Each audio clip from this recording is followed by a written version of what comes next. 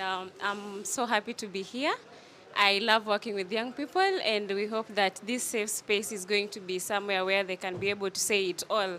They can be able to say everything that they're going through, and it can be able to be solved amicably. Hi, how are you doing? How are you doing today? How is home? School is fine? Yes. So, welcome. My name is Cynthia. I will be your counselor for today. And the session might take 40 to 45 minutes. And I hope you feel free. Here is where you can be able to say anything that you feel like. You say it all. As you can see, I'm also young like you. So that means everything that we'll be saying here will remain here. Sawa sawa.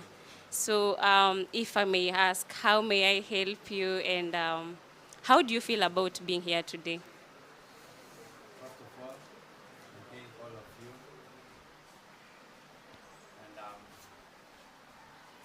And and I'm pleased to be here. So a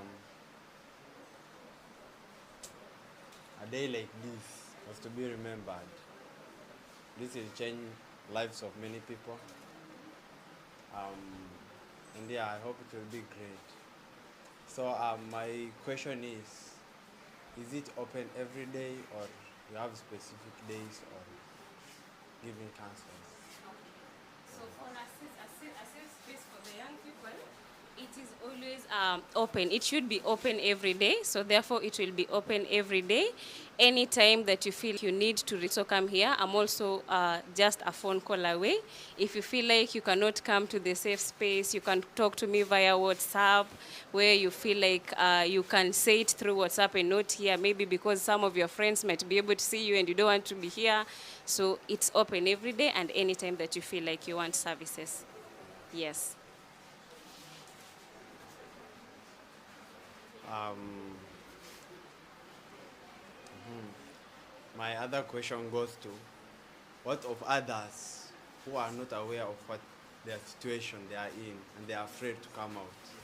Ungependa kuambia nini ndio wajiencourage kujia kuwa safer na wewe? So as someone who has entered into a safe space and you already know at least what a safe space look like, then you should act as a champion. Sawa sawa, every services that you get here, we call them youth friendly. It therefore means you should be able to say to other students out there, there's a safe space at our school. They should be able to come to the clinic and get their services where they at any convenient time that they want. Sawa sawa. Yes. So you should also act as a champion. That is very key. Provided that you get your services here and you love the services that you get, then you can also spread the gospel outside to other students. Yes. My other question goes to, unge-encourage hao watu wenye wanakukujia, how will you face them? In a pleasing way, in a confident way, like wapate hiyo confidence kuongelesha. Can they get, ungeongelesha aje? Unge-encourage aje sahi wakuje in large numbers? So for every young person that is watching or that is in the school, I encourage everyone to visit a safe space. This will always act like somewhere where they will get some relief. Young people, I believe that most of us young people, we sometimes go through a lot, that if we find another young person who can be able to talk to us about what we are going through, then there is some relief that comes with it. So I encourage everyone to face their problems with a lot of confidence and come and receive their services, because here they will always get all the services that they need in a friendly manner, because a service provider who works in a safe space should also be friendly. So I encourage them to come. I am so friendly, and they can be able to tell me anything they feel like at any time at their own convenient time. So I encourage everyone to visit. Thank you. That's all I can say. Department for Pharmacy. Feel like coming, feel free. This is a free judgment zone. All I can say is, jipime na ujichunge. Yeah, thank you very much. Thank you so much. We don't judge. Yes, we don't judge. Thank you so much.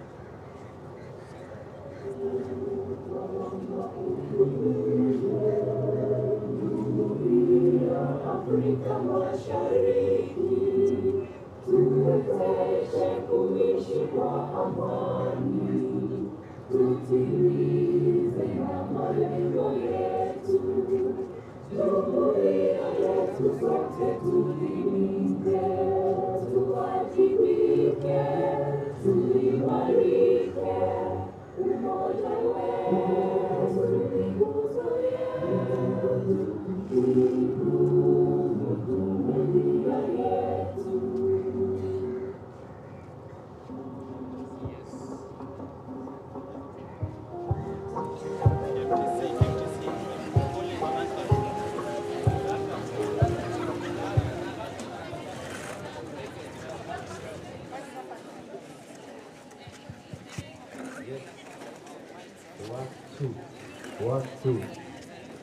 One, two. Haya, uchanganisho wa mitambo kidogo, lakini things will be great. So, we hope for the best. Sure. So, today, the O3 Plus have organized the event. Now, I want to do something. So, leo nataka kupea comrade lunch. So, sasa, comrade lazima atoke na lunch. One person. Wacha nichukue mtu yote. Kuja jomba, kuja tu, usiogope. Sawa, nataka huyu comrade aende na lunch nyumbani, si ndio? Sawa. Haya, jomba, niangalie. Sawa, I want you to tell me all the details that are on your chart. Sawa, hili imeandikwa mimi, niangalie mimi. Sawa. Haya, sema.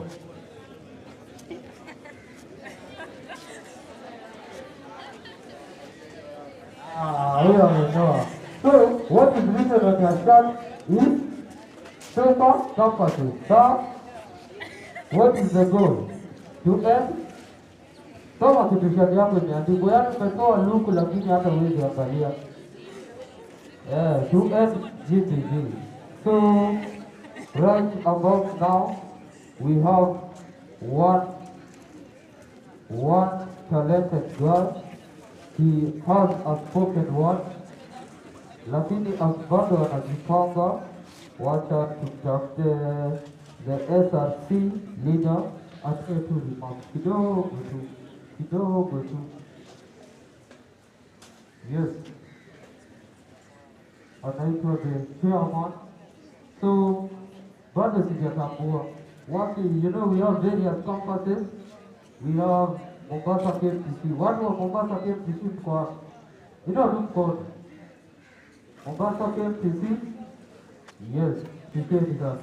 Watu wa Kilifi wapo bado. Haya, we have Kilifi mko mwino tu mkono. Haya, Kilifi ndio hapa. Haya, we have UON campus. Wapo. Hawako. Wapo ya wapo. Ndio inaona tu watu waone. Mikono juu. Haya. Nani tumesahau? Portrait wako. Nuko ya Maratiati. Haya, inueni mikono. Haya, the Portrait campus. Haya, wacha SRC leader aongee sasa. Our chief guest and our distinguished guests and representatives from UNESCO, ladies and gentlemen, good afternoon. It's an absolute honor and I'm humbled to welcome our distinguished guests from UNESCO to this wonderful event and to also thank you for this wonderful event. On behalf of the comrades, we hope that we will be enlightened on matters dealing with gender violence and substance abuse. And also, as a student leader, I pledge to stand against gender-based violence and support a safe and inclusive campus for everyone. Let's work together to create a culture of respect and dignity. God bless you. God bless KMTC.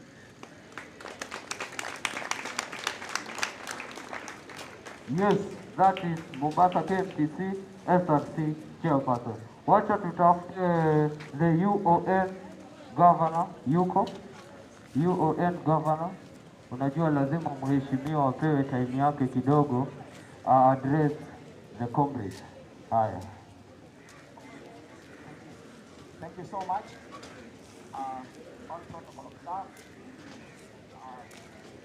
our guests from UNESCO, our distinguished guests from various institutions of learning, our dean, called the Dean of Africa, our African Dean, that is Professor Sarah Kimenjui, students from KMTC, students from UON, ladies and gentlemen, good afternoon.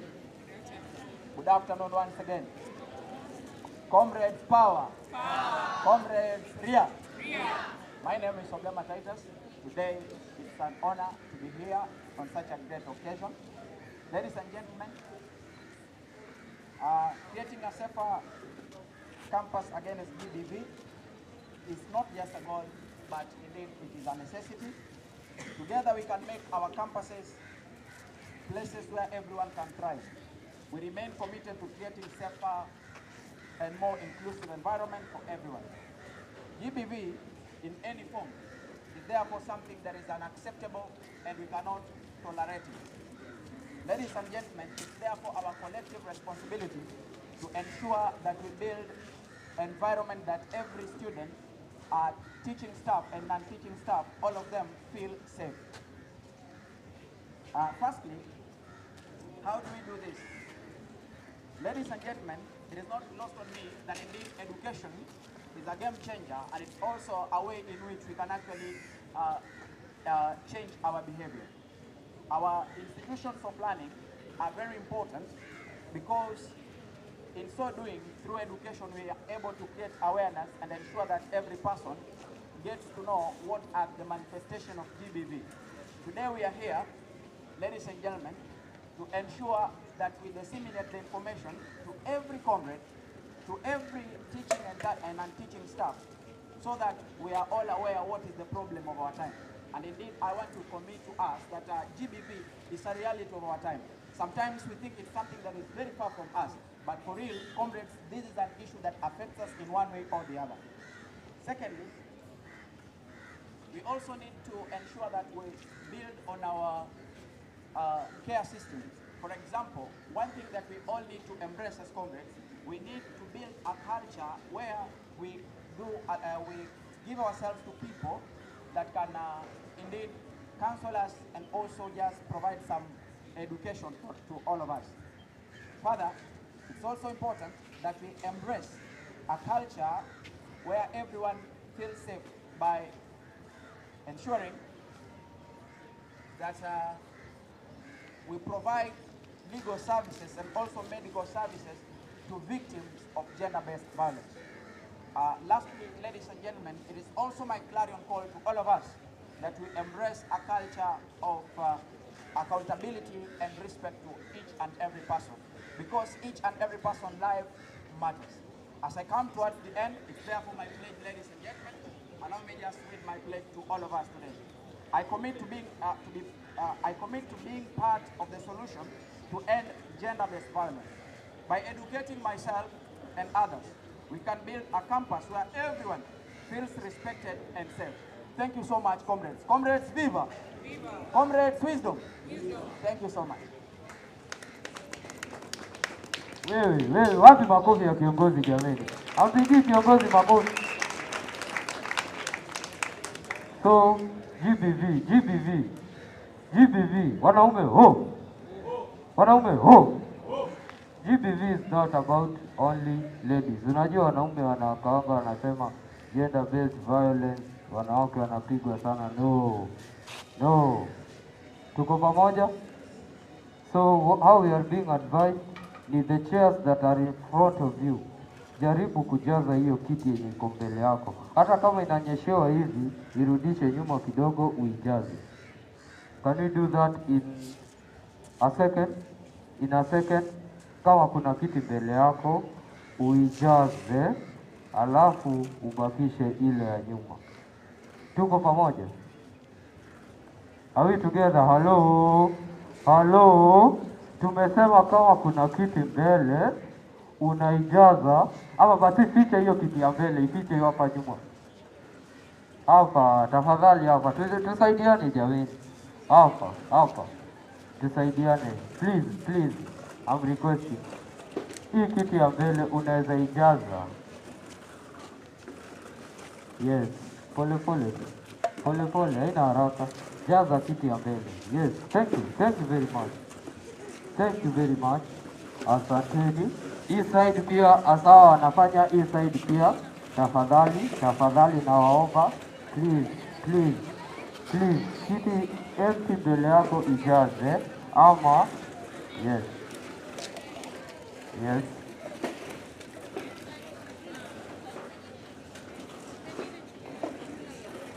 Thank you very much. Asante.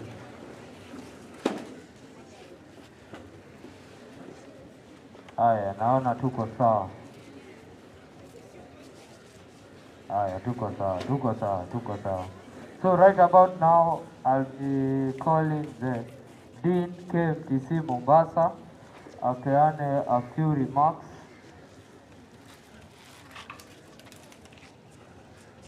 The Dean KMTC Mombasa, our madam, karibu sana. Good afternoon, everyone. Mambo tena. How are you?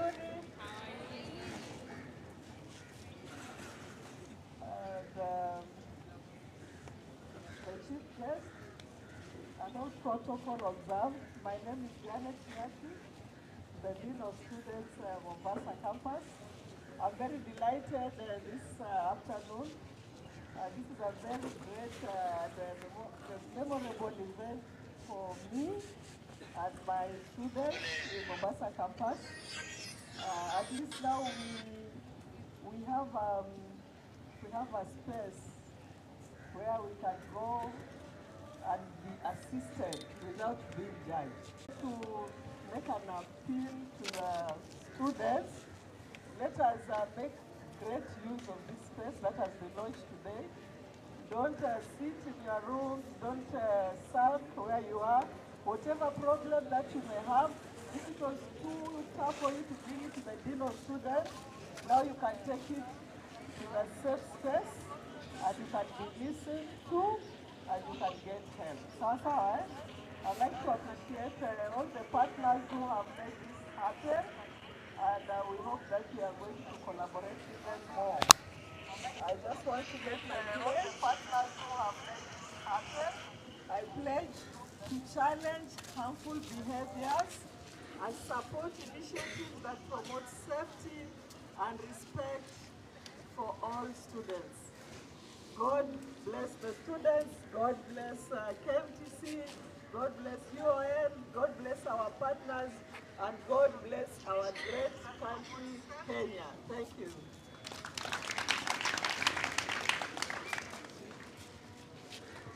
Yes, that is Madam Dean, KMTC Mombasa.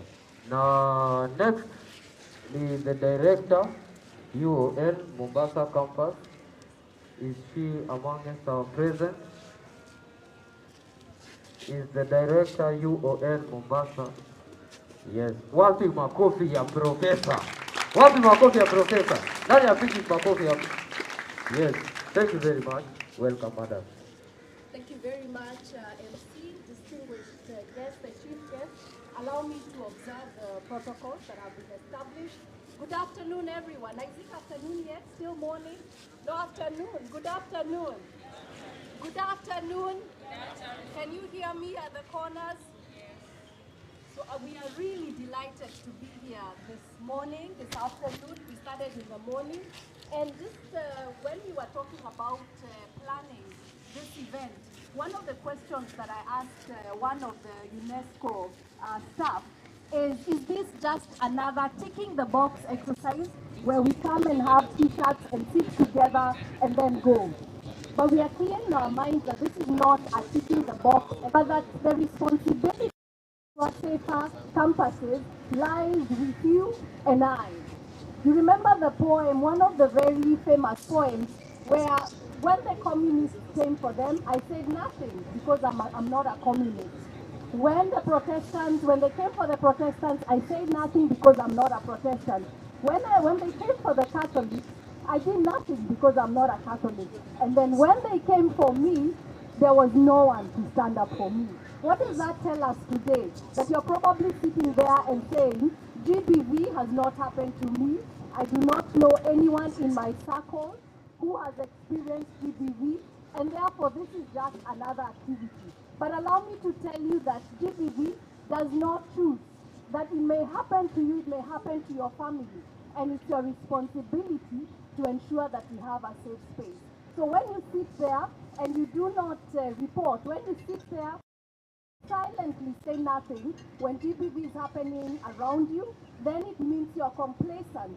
You're one of those who are perpetuating GBV.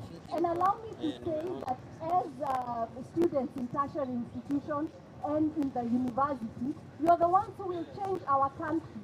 So we've been talking about GBV for many years. We have made some progress, but it still happens. But we are trusting that your generation is the one that's going to change the mindset. Because some of you sit there and say, well, GBV happens to those people who dress a particular way. GBV happens to the party animals. I don't party, therefore it will never happen to me. But I want you to think as have a mindset change that you're going to play a role in ensuring GBV ends in our institutions. So with that, ladies and gentlemen, allow me just to read a pledge that we pledge as a campus that we will end gender-based violence, and that ending gender-based violence requires all of us to act. I pledge aware for survivors. Let's work together to create a safer campus for everyone. And allow me to end by also saying and wearing my hat as an advocate, as a lawyer, that we have laws, but laws do not work by themselves. That the implementation of the law in ensuring that those who are perpetrators are brought to book relies on you. But above all, let's begin the change. It starts with you and I. Thank you.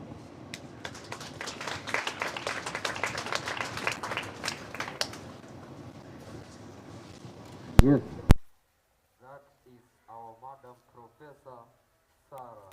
So next will be the SRC Chair,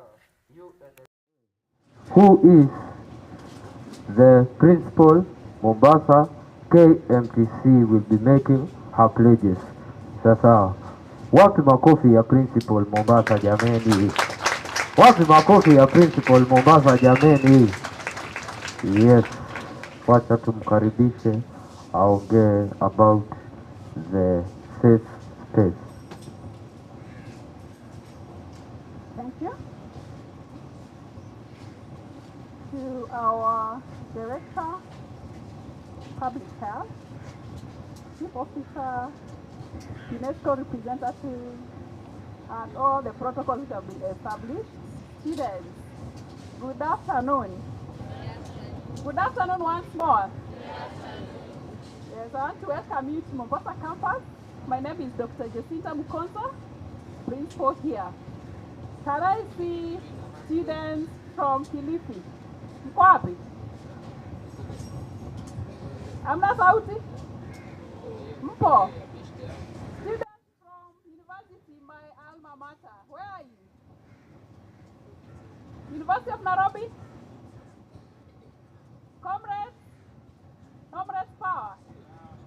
Hawana sauti. Students from Port 3. Students from Mombasa campus. Yes.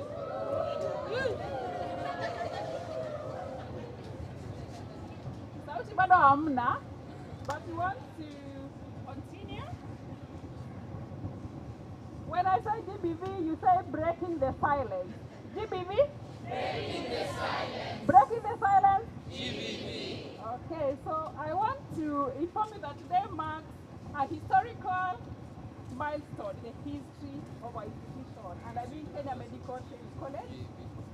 We should reflect and realize that the access to higher education has really expanded. KFTC itself has over 60,000 students, and KFTC Mombasa has over 2,000 students. With that, of course, comes with many challenges. So it is important that we raise awareness that GBV is real. GBV is real. When you say GBV, you are talking about gender-based violence. You have experienced it. You know someone who has experienced it. It is real. It is in our community.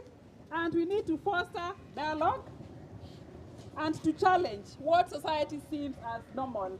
In our societies, we say it is normal maybe for a woman to be beaten. Is that normal? We want to challenge that. We want to raise our voices against that. I want to tell people that you can actually be assisted if you're facing that kind of a scenario. We keep on turning a blind eye, and amongst students, even in the communities where you are, I know you have experienced or witnessed gender-based violence, but we keep on turning a blind eye to. So we want to challenge that. So we need also to empower action against gender-based violence. So what can we do?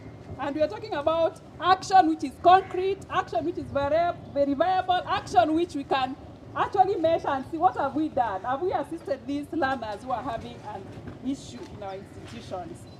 So I also want to add that we should create a safe environment. I know you've been reading your t-shirt. It's written the Safer Campuses campaign. So with this, we launched a safe space in our institution. Safe space means you can go there when you feel distressed, when you want to scream, when you want to speak to somebody. Somebody will be there, or they will provide a telephone number. You can talk to them on WhatsApp. You can call them. They can assist you in addressing whatever challenge you have. As a principal of this campus, I want to pledge that no one should feel unsafe on our campus. No one should feel unsafe in our campus. I pledge to stand against gender-based violence and support efforts to create a safer, more inclusive campus environment. Thank you.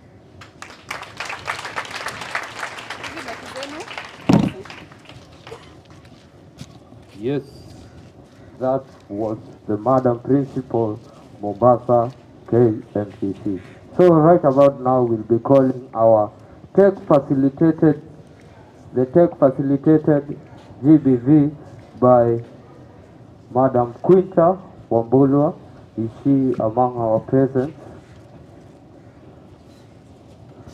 Yes. Naona anajongea. Wapi makofi bana ya facilitator jamani? Haya. First of all, I want to say I'm not Quinta. Quinta can stand up. Quinta is behind me. Quinta. Makofi kwa Quinta. Okay, you are used to comrade power, isn't it? But I will introduce you to something different. Yeah? If you can hear me, clap once. If you can hear me, clap twice. Good.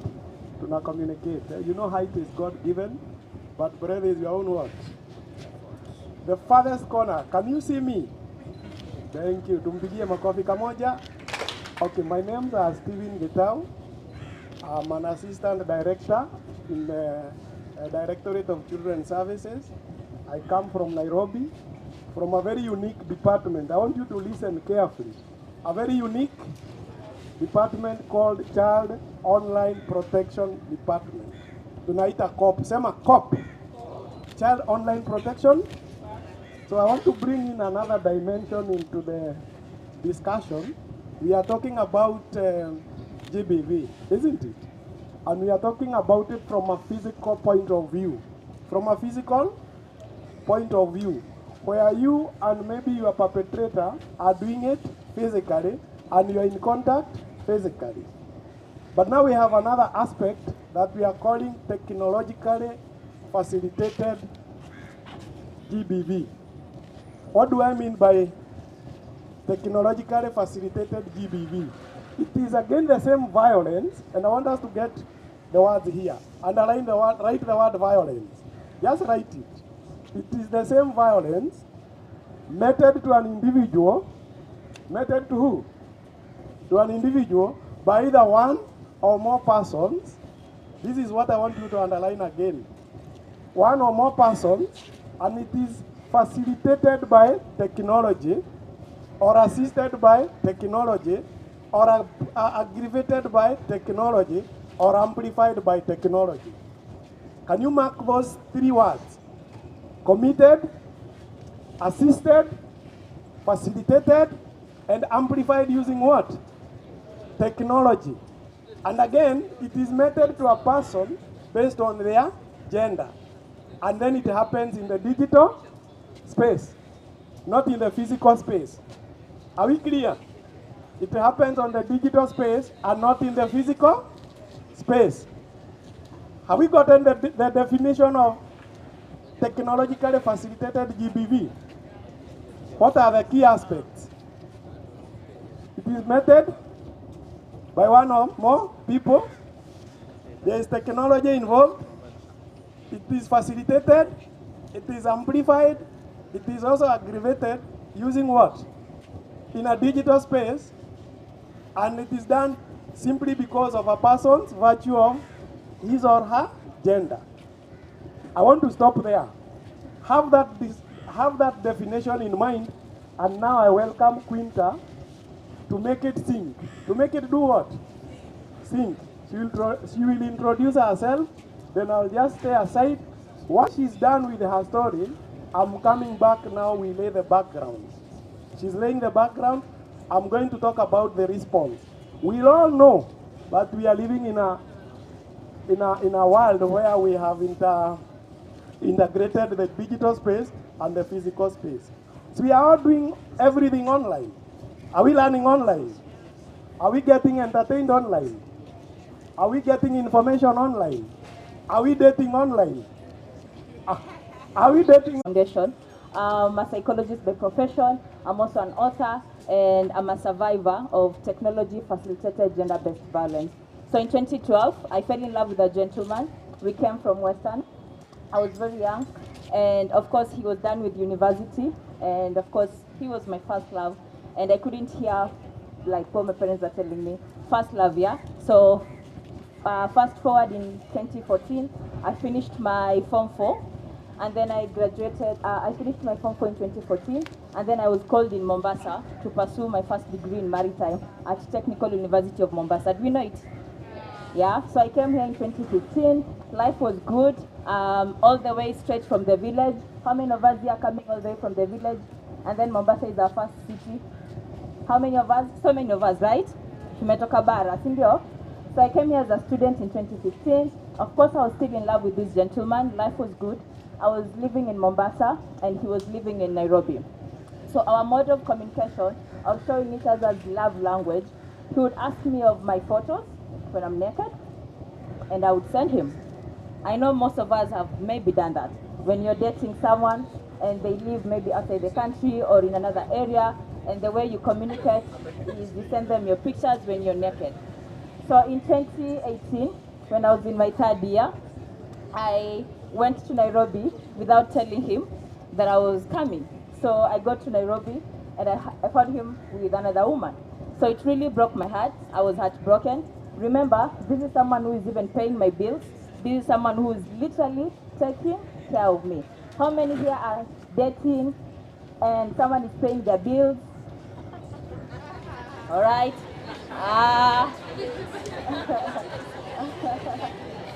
Okay. All right, can we relate? Right? So now I'm heartbroken, but this is someone who pays my bills. This is someone who is taking care of me. Nimetoka naye bara, you know, like my whole life is sort of dependent around him. But then during this time when I'm broken, I don't know what to do. I go home, I tell my mother, and she's like, yo, uko campus, tulikukataza, we sai ni mtu mkubwa, you know, try figure it out. I struggled with depression. So because people around me didn't know how to help me. And so I came back to Mombasa, started using drugs. I lost it. I lost it. I was in Troom. My life changed. I used to model when I was in Troom. So I was really extroverted. And then when the depression came, I became timid. I became suicidal. And this one time, I planned to take my life at Nyali Bridge. Tunajua Nyali Bridge? Yeah. So I left school, and then I planned to kill myself. So I walked all the way to Nyali Bridge.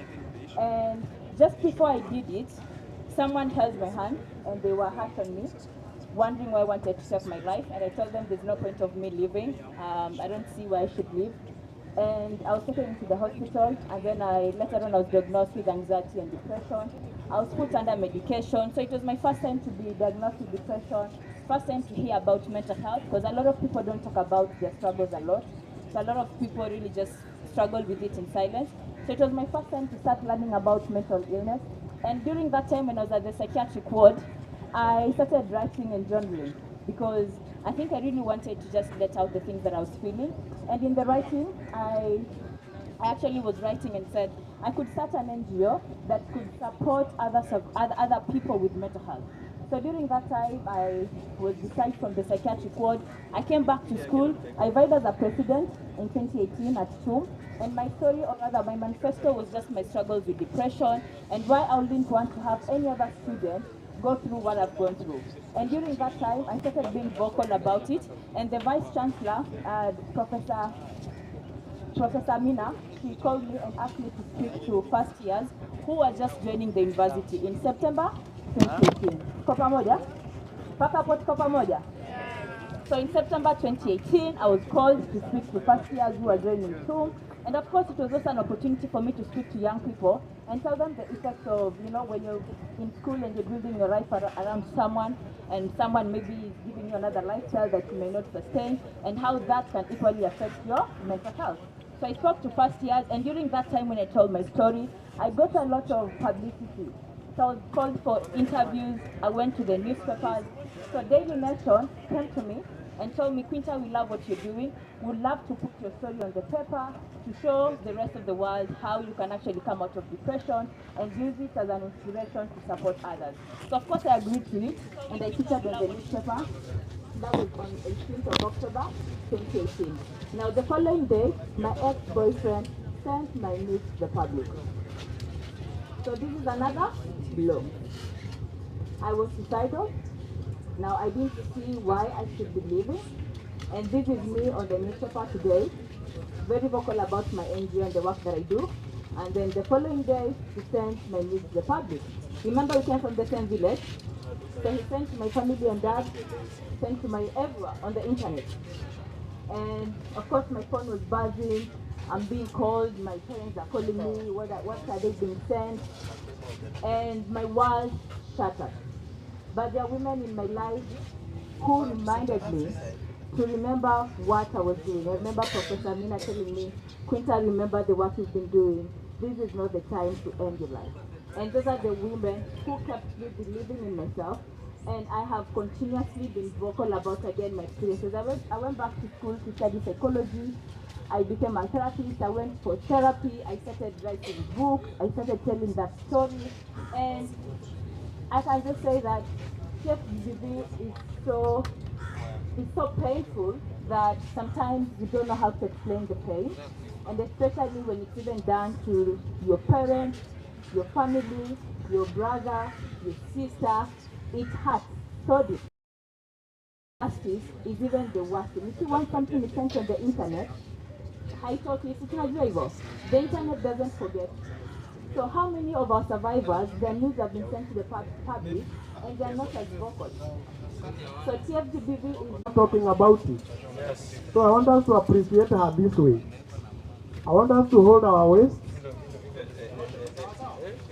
And then we swing like this and then say, Asante sana, kwa kazi nzuri, unayofanya. Then we take all this side and give her Asante. Is it difficult? It is not, eh? Can we do a dry run? 1, 2, start. Hold on.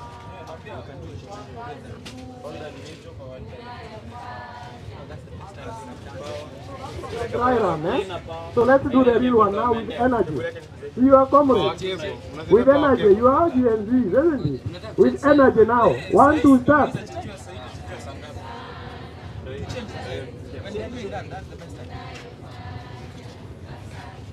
Thank you very much.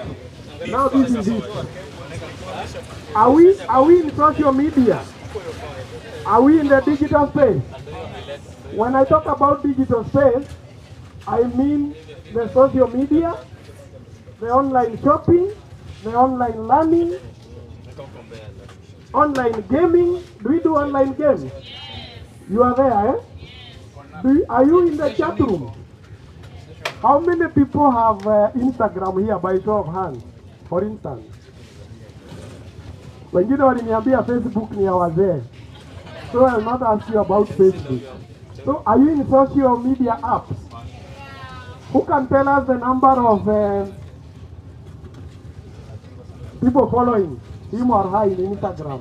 I'm a friend request. I'm a friend when you may accept in one of your popular apps. Who can just say the number roughly? Ukiwa mahali huko, weka mkono juu. Yes. How many people are there? Ongapi? 3K. Clap one for him. Out of 3K, how many do you know physically? Physically. This is the point. We are all in a very challenging environment.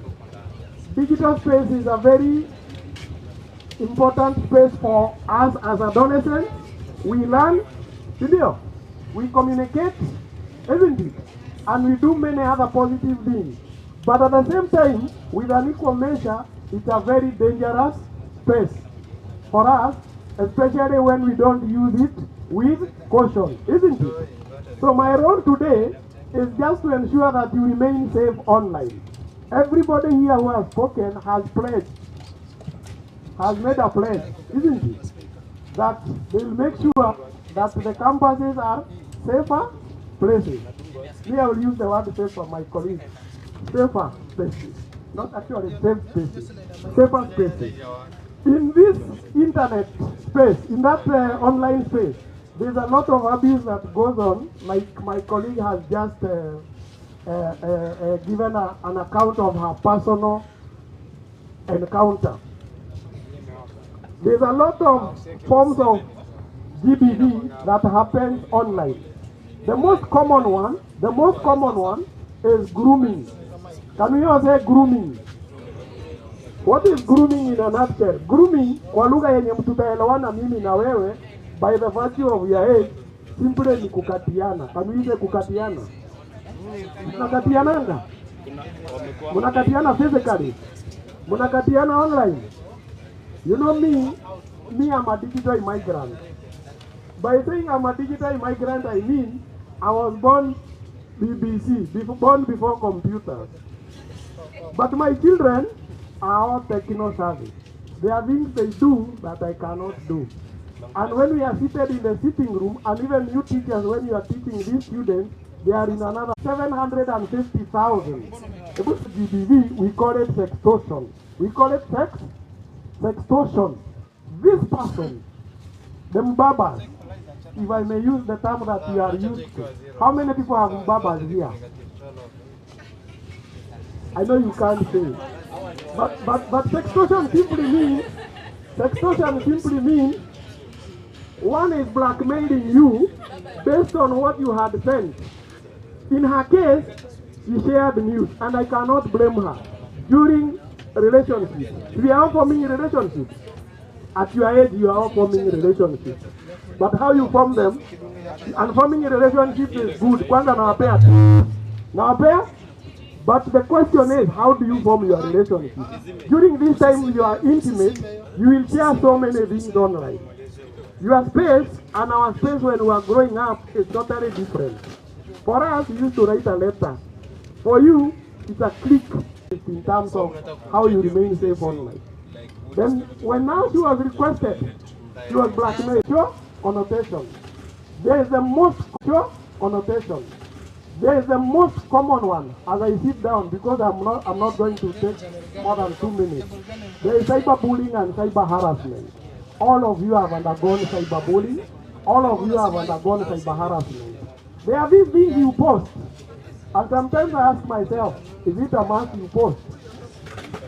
Like now I know people from Potri, when they came here, if I go to your online space, I will see you writing KMTC Mombasa here procedure, isn't it? That is what you have posted. And now, the people in your space with comments, those people who comment negative about your post, that one we call it cyber stalking. And then people start body shaming you online. It happens, isn't it? Wengine wanakwambia nini? Enda ukule ujaze nyama. And then you post your nice picture and ask, kama ningekuwa gari, ningekuwa make gani? Have you seen the comments that come down? Fine, let me stop there. If what happened to Quinta happens to you, what do you do? This is very important and critical. What do you do? How do you report online technological GBV? Apart from calling the normal hotline of 1195, there are other means. You can report in the app. If you are in an application, for instance TikTok, and you have shared a video, and people start body shaming you on that video,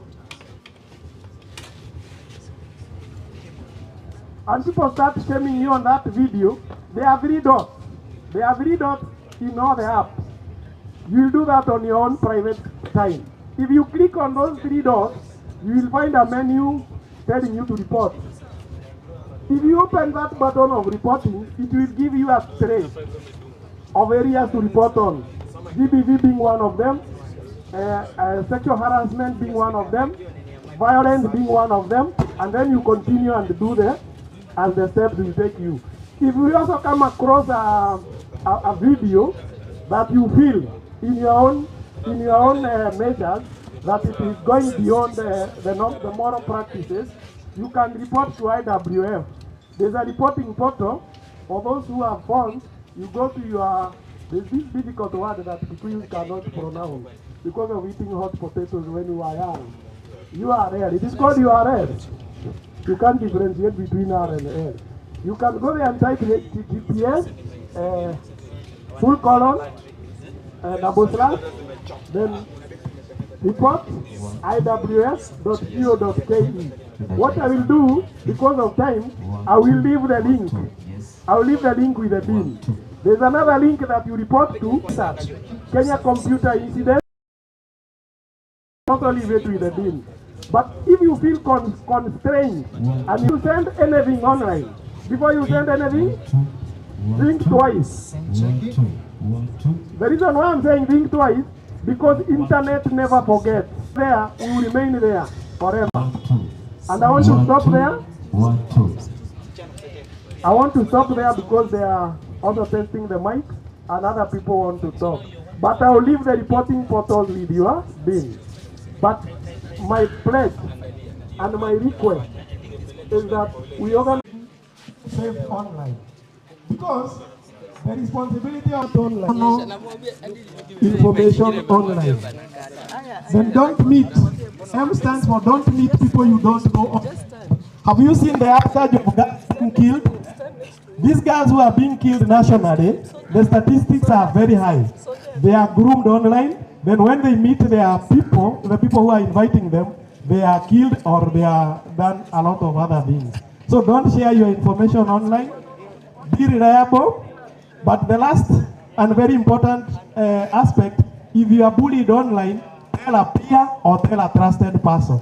I have so much to share with you, but I cannot do it because of the interest of time. But I'm sure we'll meet in a town hall setup. Asanteni sana. Hello. Amen. Yes. Yes.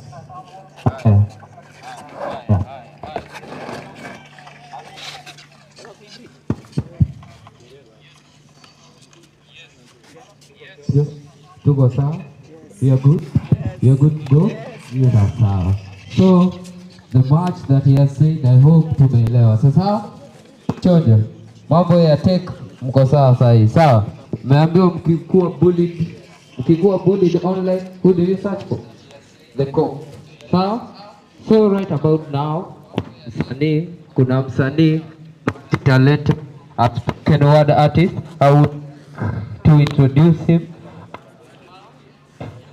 Ndio usanii yake pole pole tu na sound system, msiangushe msanii jameni, msiangushe msanii. Sasa before msanii aingie, I want you to take your hands together.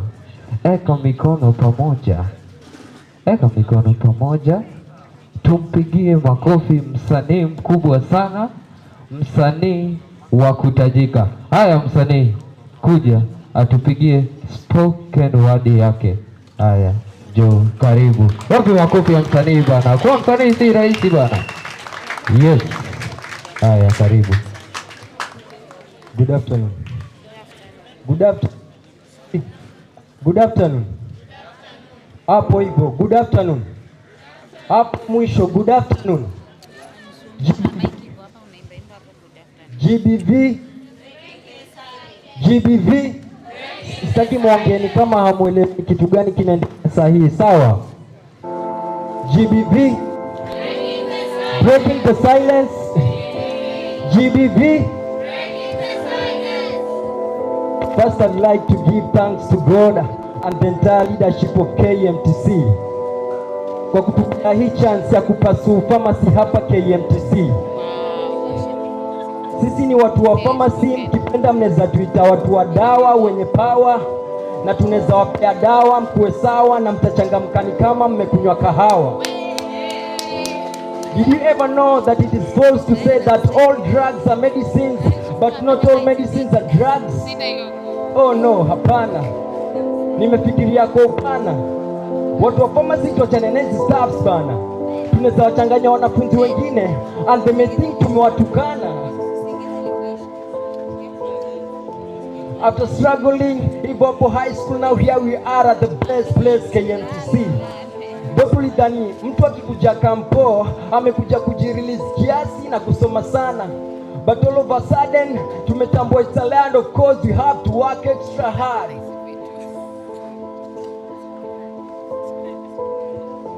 Zile vitu watu wa pharmacy hupitia kwenye lecture class ya biochemistry ni moto. Utasikia wengine wakidai, oh, which one of biochemistry is this? Hiyo yote ni jua mechanic na introduction part ya biochem, but you hope life itakuwa kem hapo mbeleni.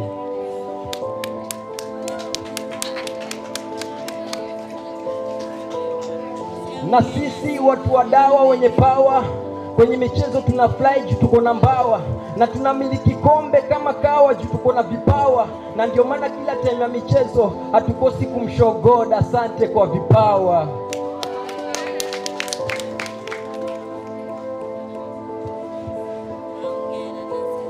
Okay, guys. Join some my stories.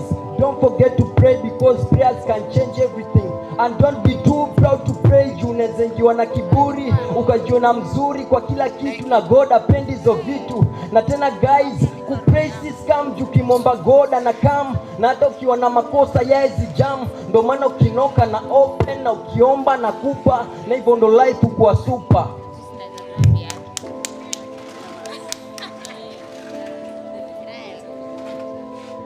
Guys, pray without ceasing. The impossible things, God will make them possible. For with God, all things are possible, and He is always available. I know you might have prayed for years, but don't give up. Don't give up, for we have a God who hears. He will wipe your tears and you will cheer. My dear, my brother Jesh is a witness. God anatupia strength tukiwa na weakness, and in every battle, God anatupia success. Everything will be fine, just trust in the process. Ukosefu wa karo usikupe stress, cause apparently mi pia nisingekuwa hapa. Sasa ningekuwa kwa mtana usha magari ndio nipate. It's a long and sad story ningeeleza, but guys, it's a story for another day. Secret ni kupray.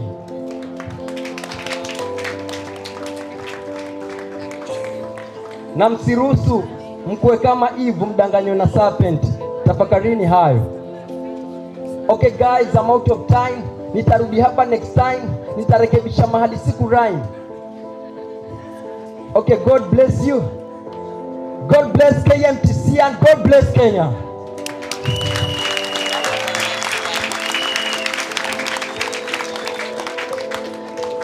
Okay, my name is Timothy Bayamuta. I'm an artist. And I have a YouTube account, Instagram account, TikTok, kila mahali. Support me pale YouTube at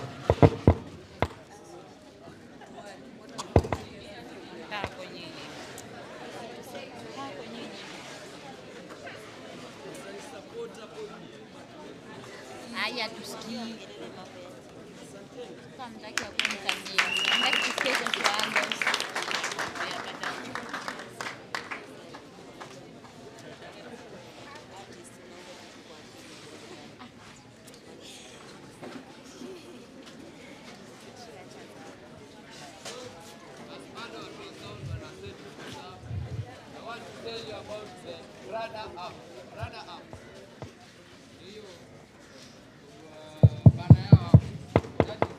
Radar app. I want to tell you more about the Radar app. Makomrades mko? I want you to get into your phone. Mtu aingie kwa simu yake. Chukua simu. Radar app inapeana leo inapeana gifts moto. Chukua simu, ingia kwa Play Store. Haya, tuko pamoja? Naona tuko pamoja na watu kadhaa hapa. Haya, tutafute Radar app. Hakuna wifi? Madam Principal umeasha hotspot? Hotspot iko sawa? Haya, mtafute hotspot hapo ya Madam Principal. Inaitwa umesema hotspot ni? Ati deep state. Oh, amesema Prince Mombasa hotspot. Haya, tuko pamoja. Haya, the Radar app. Tumeipata? Play Store. Umeipata? Hotspot haiko? Ati connected no internet. Ati wash bundles madam. Umeasha? Amesema saa hii ndio ameasha. Ati ni za Airtel limehang. Okay. Right. Asirika mkonja? Kwani mkonja? Ai, Mr. President, where is our lunch bwana? Iko, amesema iko. Musitulie, musikuwe na bugdha, musikuwe na sheshe, musikuwe na my DJ, nieke kitu. I want you to stand up. Kuna kitu niko nayo yenye moto. I want you to stand up. The students, mameni tu kidogo. Kuna kadance move tu kamoja niko nayo nataka kuwapea. Songesha kiti kando hivi kidogo. Tafuta ka space yako, ka personal space. Sasa before we introduce DJ kata kwanza. Before we introduce our key speakers who will be talking about GBV, I want us to have our small entertainment. Ama namna gani? Nasikia mmechoka, mnataka lunch bado hamjakula, wengine waliinama breakfast. Mambo ni ngumu. Si we end GBV. Ama mnasema aje? Si GBV itolewe. Si ndio? Jana nimepigwa by the way na bibi yangu, hata mimi naenda kuripoti. Nilikuwa ni report kwa nani hapa? Yeah, I will search for you some minutes after this. So my super DJ. Haya, these are the dance moves. Sawa? Haya. I hope uko sawa. Ume stretch kidogo. Stretch kichwa. Haya, tunaweka mkono moja mbele. Haya, mkono wa pili. Haya, twende, shika kiuno. Hiyo ingine. Haya, tunaenda mbele sasa. Hivyo. Masupa DJ tuanze. Rewind up again wewe. Haya, tuko pamoja? Are we set? Tuko sawa? Tuko chonjo? Haya, wacha tugoje beat sasa. Haya, stretch as we are waiting for the beat. Stretch. Fanya hivi shingo. Haya, twende sasa. Hey. Haya. Hey. Vimeanza ijaweza. Ya dance moves iko chonjo. So let us welcome our key guest speakers. So we'll be starting with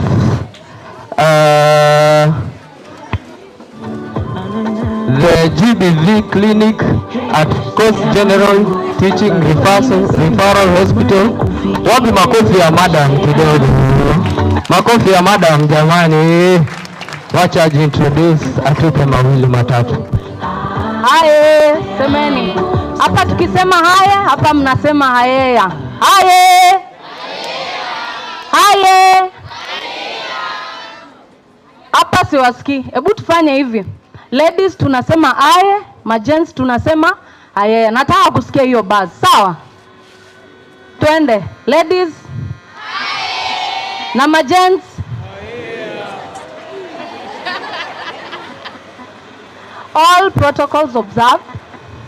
My name is Priscilla Chigulu. I am a clinical officer by profession. I work at the GBVRC, Coast Provincial Teaching and Referral Hospital. And I'm very much pleased to be here. First and foremost, I would say congratulations to Quinta. I believe all of us had her story. It was very touching. But you know, sometimes, or to some extent, the past really doesn't matter. You look at, after all those odds, where is her situation right now? What is she able to do? So we are meant to use our weaker points as our strengths, our bad past for our strengths, as stepping stone to help ourselves and the community. Hello? Hello? So I do not want to dwell much on that. I want to give a brief presentation concerning GBVRC. Concerning GBVRC and also gender-based violence as part of my experience. We know what GBV is. It's not limited to sexual violence. And when we look at the statistics, we'll find out that more than 80%, we have UNESCO, UNFPA, more than 80% of the GBV we talk about is actually sexual violations.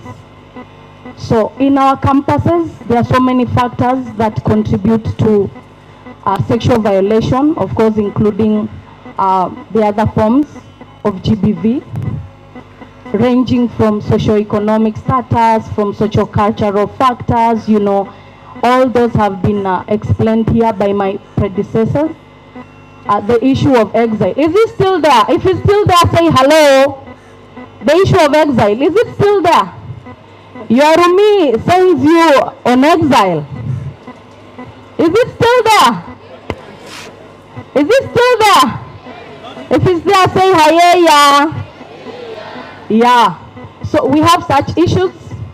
The issues of mumamas, mudadis, ponyo, all those factors, all those things are contributed largely by our poor backgrounds, where we come from. We are not able to cater for our needs, basic needs, from sanitary to probably handouts. Naenda kwa cyber bana. You need money. Nahitaji handout. You need a smartphone. But you know your mom can't afford at home. So what happens? Some of us ends up even cohabiting with one another, and that is where the violence happens. And because of factors like now coercion, threats, my predecessors have spoken about those issues, you see. Because of the threats, lack of safe space, now you're not able to go out there. Fear now of how sure am I that these people will believe me? How sure am I that I'll be served? Should I go to the police? What should I do? So most of us die with those things inwardly. And you know, there are so many negative consequences. Of course, they cannot be good.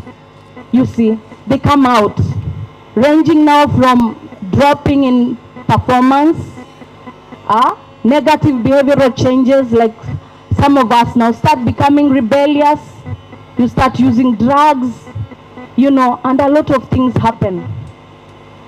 And to some of us, it leaves permanent marks in our lives. You see, after that encounter or that incidence of rape, you find that there are some of us in our later lives, we are not able to marry. Because in quotes, every man is the same, you know. We are meant to understand that more than 75%, I don't want to say 100%, of the perpetrators of sexual violence are men. Men, are you in here? Say, men, are you in here? Do we have men in here? I can't hear you guys. I'm just hearing some whispers, some sopranos here and there. Come on, man, are you in the house? Ebu nguruma kama simba. Yeah. So all of us are aware of this, and it's quite alarming. The statistics are quite alarming, and we've had so many challenges. Just to say it, gender-based violence is a problem. We need to knock it, just as we have this agenda that is targeted on triple threat, which is gender-based violence. Okay, it encompasses gender-based violence, teenage pregnancy, and new HIV infections amongst the youth. To bring to our attention also, the statistics show that new HIV infections are on the rise among the young people still. But you look at it, when you walk from GBV, you know, it gives birth to pregnancy, probably it's not teenage but unwanted, and then it will now give birth again to HIV infection, you see. So as we gear towards this 2030 target of eliminating or of reducing and even possibly eliminating these things, we need to work as a team. We need to hold hands. All the stakeholders present, we should never shy away. We should never keep quiet about this. It is a menace. So we need to hold hands. I'm happy having witnessed the opening of a safe space for sexual reproductive health services in this campus. I am very joyous. I am very glad about it. And I would also wish that we make use of that space. We also have GBVRC. As you're seeing me, I'm also an adolescent and young person, sexual reproductive health expert. You can always come to GBVRC. It's not a must that you be a survivor of rape or something. You can always come visit that place, see how it is, how things are done there. I will also share the contact in case you have any problem. Anytime there's a call you can make and you will get assistance. With that said, I would wish to share some statistics.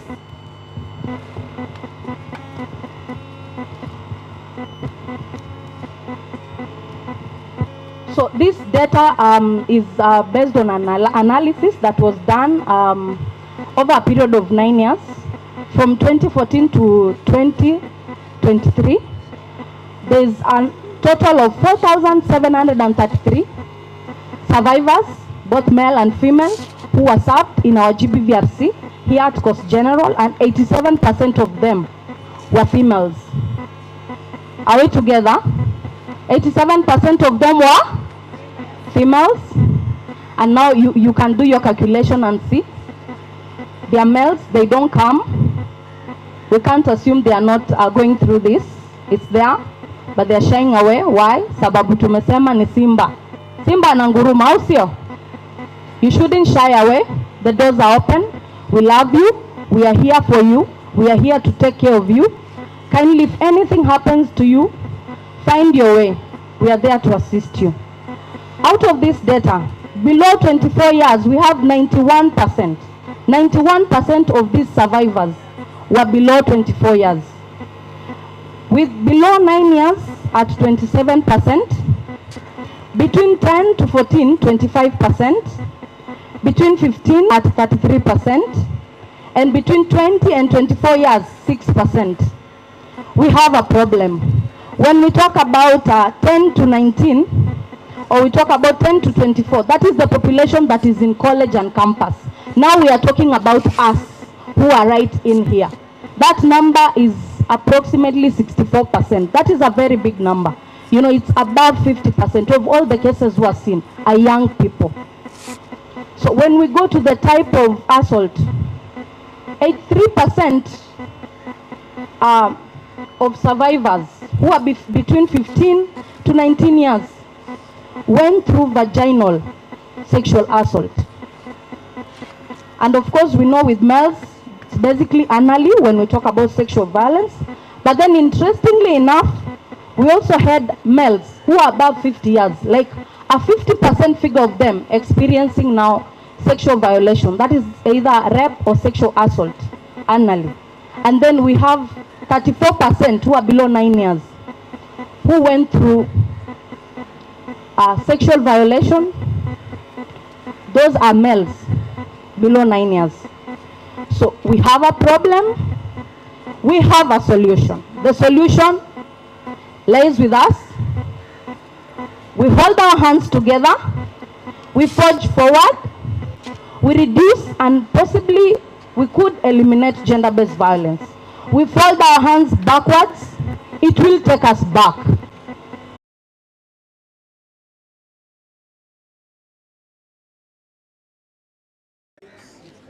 Our lives, our future laws, conform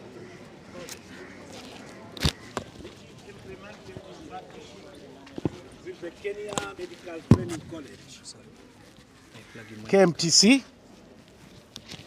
and the University of Nairobi. Through these projects, we seek to empower young people to achieve positive health, education, and gender equality outcomes, contributing to a future free from violence and discrimination society.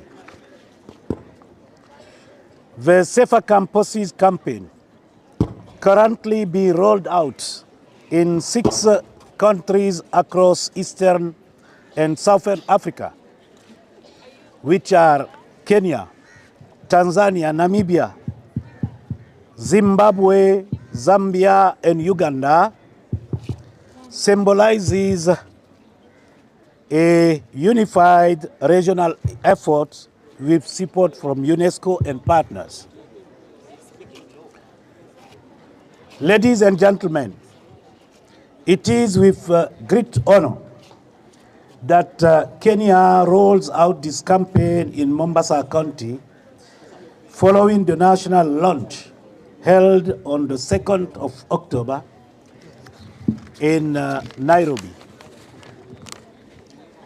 This day also builds up to the commemoration of the 16th days of activism, observed annually between the 25th of November and the 10th of December. Through these initiatives, the potential of young people as catalysts for positive change, their creativity exemplified through diverse active forms and activism, which provides one of the greatest hopes for achieving the social transformation necessary to end GBV, and that can be unlocked through high-quality, gender-sensitive learning programs. Importantly, GBV is preventable, and I think we have heard from different speakers here. The Safer Campuses campaign is a vital step forward, raising awareness and galvanizing efforts to eliminate GBV in higher and tertiary education institutions.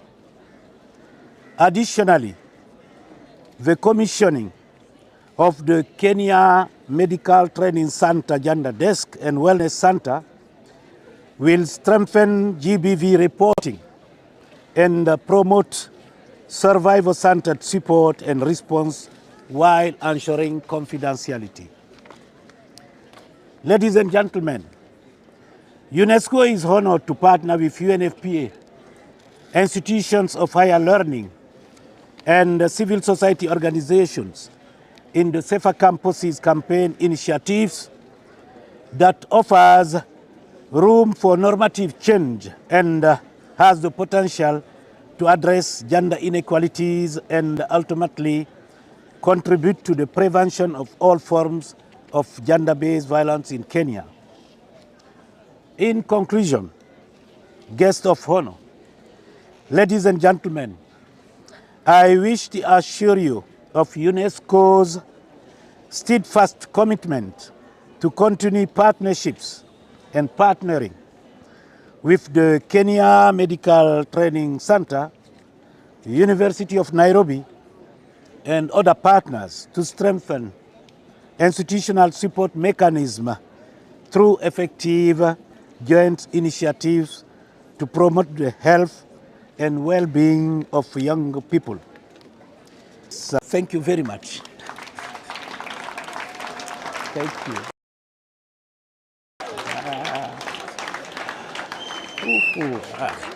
Hello, but tiring. Sorry. Okay, thanks. Wow, yeah, too long. They write it, they give it to you at the last minute. Huh? There's no power. Yeah. Wow, and it's hot.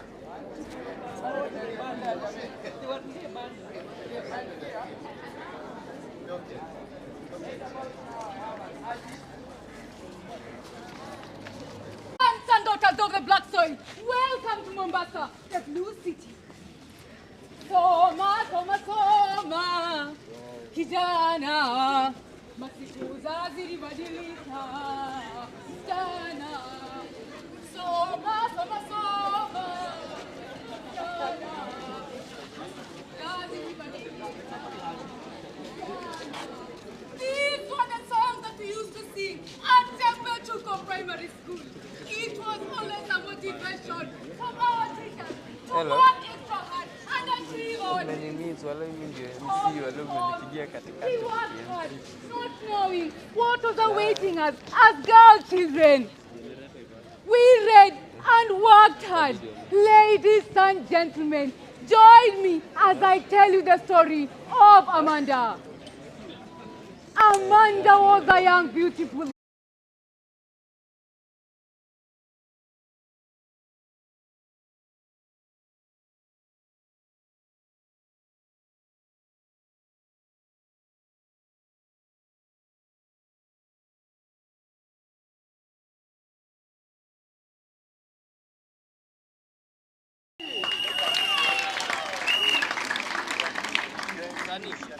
Just introduce yourself.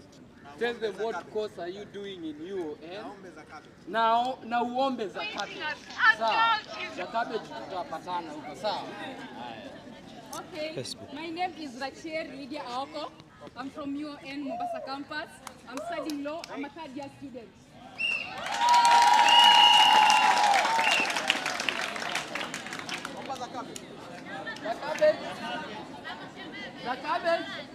The cabbage atabaki. Sawa. Kuna watu hapa naenda kufuatana na ombi. Ndio. Sawa, sijali. Sasa msanii lazima ashughulikiwe. So right about now, as we are still having the power shortage, I'll be inviting the KMTC CEO representative. Okay?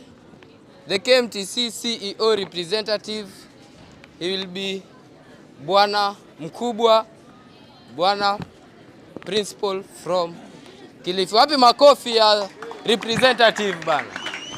Wapi makofi?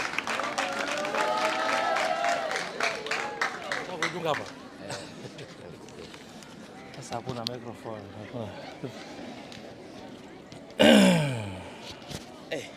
Nikataa kuingia mkubwa. Umeingia? Haya.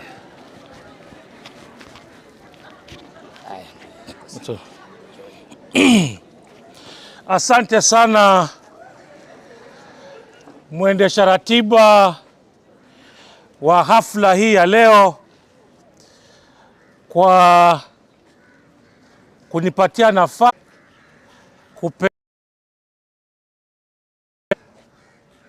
kutoka kwa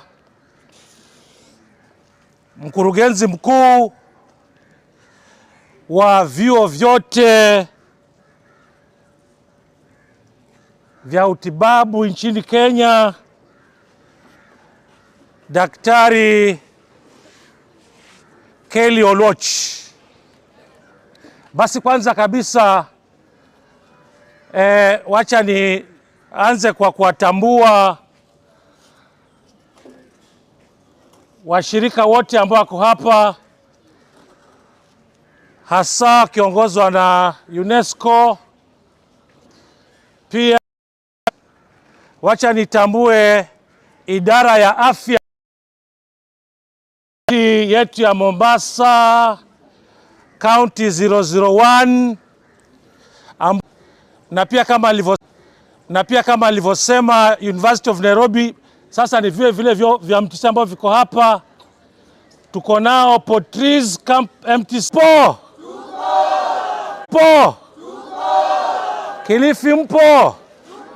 Okay, UON mpo? Bas. Pokeeni salamu hizo kutoka kwa mkurugenzi wetu mkuu Bwana Kelly Oloch. Lingine ningependa kutambua, I want to recognize the principal Mombasa campus, Dr. Jacinta Mukonzo.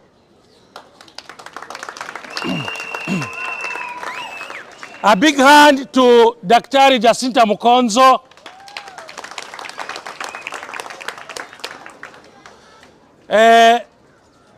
I want to say thanks to Daktari and the entire team of Mombasa campus for hosting us here, and again congratulate the principal and the team for being the pioneer campus for this program in the Coast region.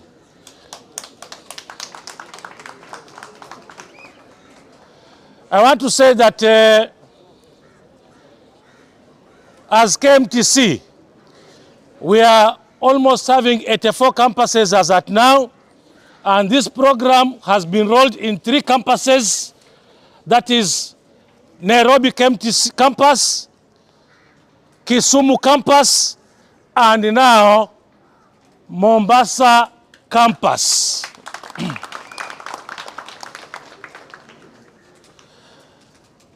Receive also greetings from all the principals in this country for KMTC. When I was coming here, they asked me to come and say hi to you.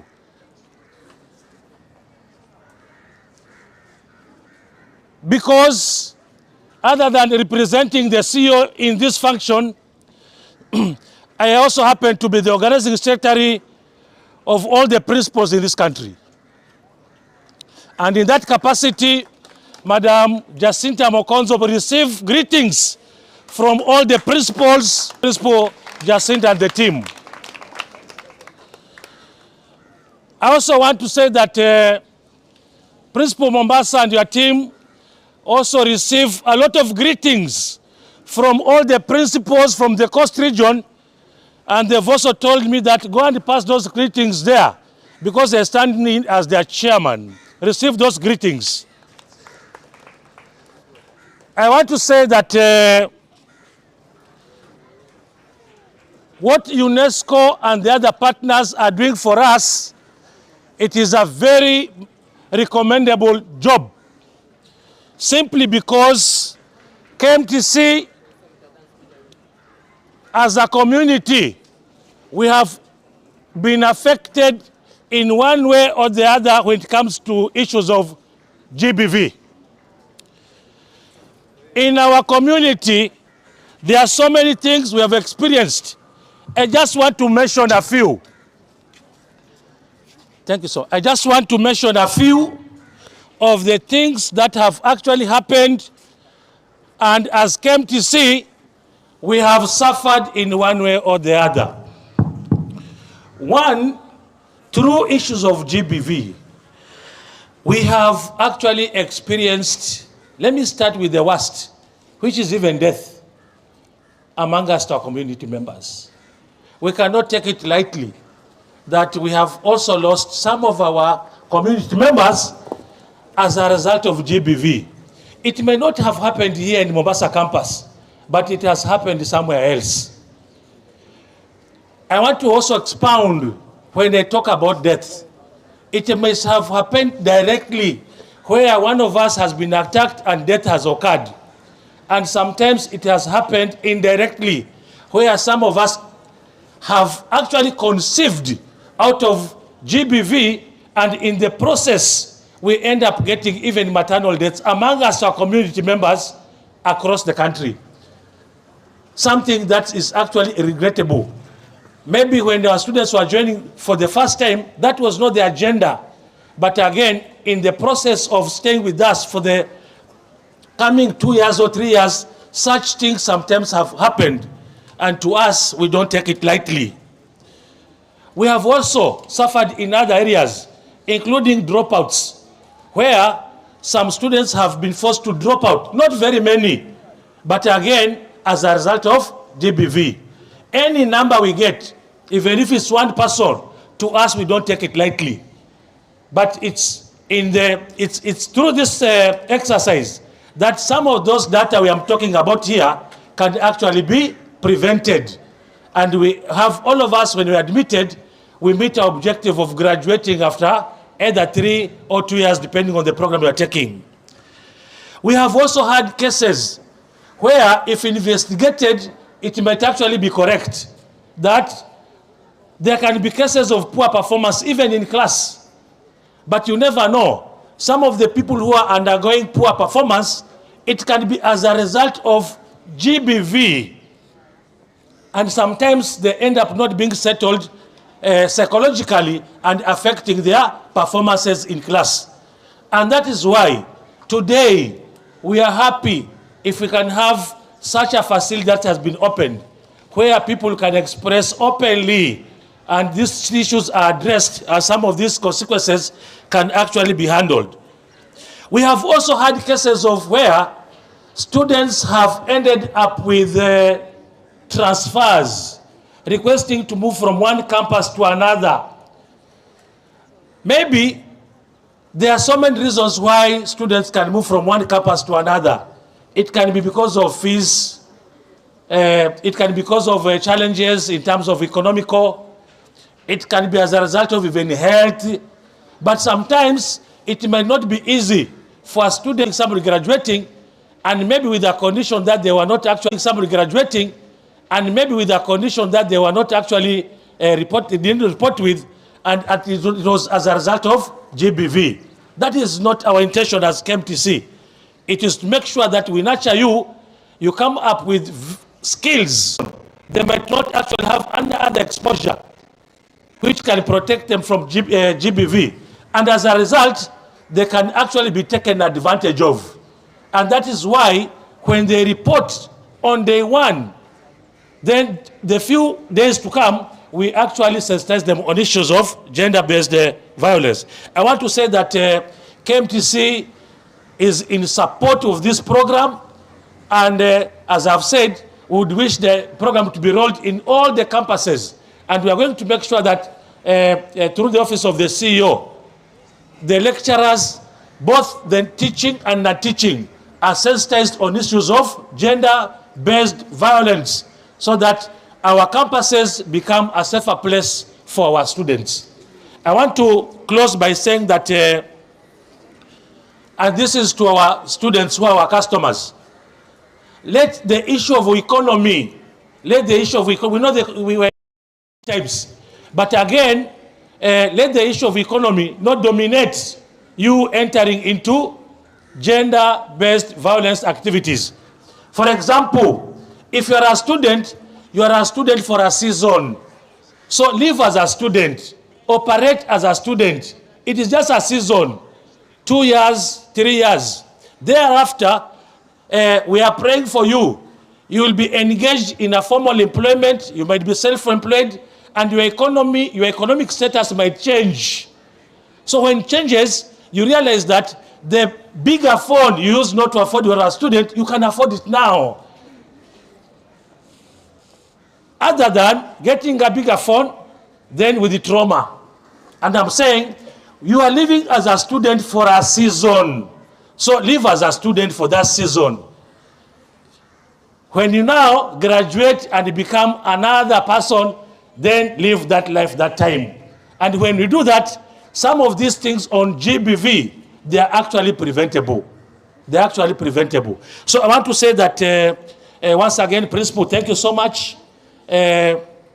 She has actually done so much for KMTC. Principal Josita Mukonzo, we are benchmarking with you. We'll come here as Kilifi and Portris, Msambweni, Lamu, especially the campuses from Coast Region. We'll visit you so that we benchmark with Mombasa and see what they've done to make sure that issues of gender-based violence are actually reduced. With those so many remarks, I want to say thank you so much, wish you well, and may God bless you. Wapi makofi ya the CEO of KMTC. Watu wa Kilifi tupo? Watu wa Kilifi tupo? Yeah. So right about now, I'll be introducing the Dean of Students of University of Nairobi. And I hear that the Dean of Students of University Nairobi is just not introduced anyhow. You don't introduce him anyhow, okay? So they have told me how we introduce the Dean of Students University Nairobi. We say the Dean of the University, south of River Limpopo and north of Sahara Desert. That begins with the article there. The Dean of Students University Nairobi. Where is he, Chaveni? Ako wapi makofi ya Dean of Students University of Nairobi, jamani?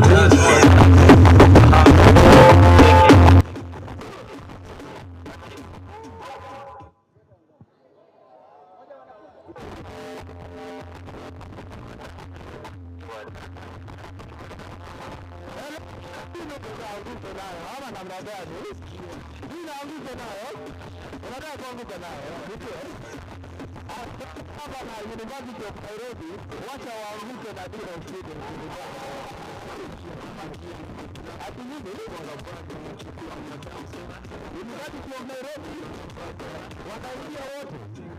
University of Nairobi taamilike, mnaambia muingie wote. Tafadhali because of time pia kukuja hiyo time haiko jameni. Muingie muanguke nayo na the Dean tafadhali. Mbio asisave on time. Sema lazima uanguke nayo ndio wakaribishe Dean. Dean jameni, wewe kila pahali. Wewe kila pahali. University of Nairobi mbio asisave on time. Selector. Hit it up again. Ndio tukikafunga. Haya. Principal tunaingia.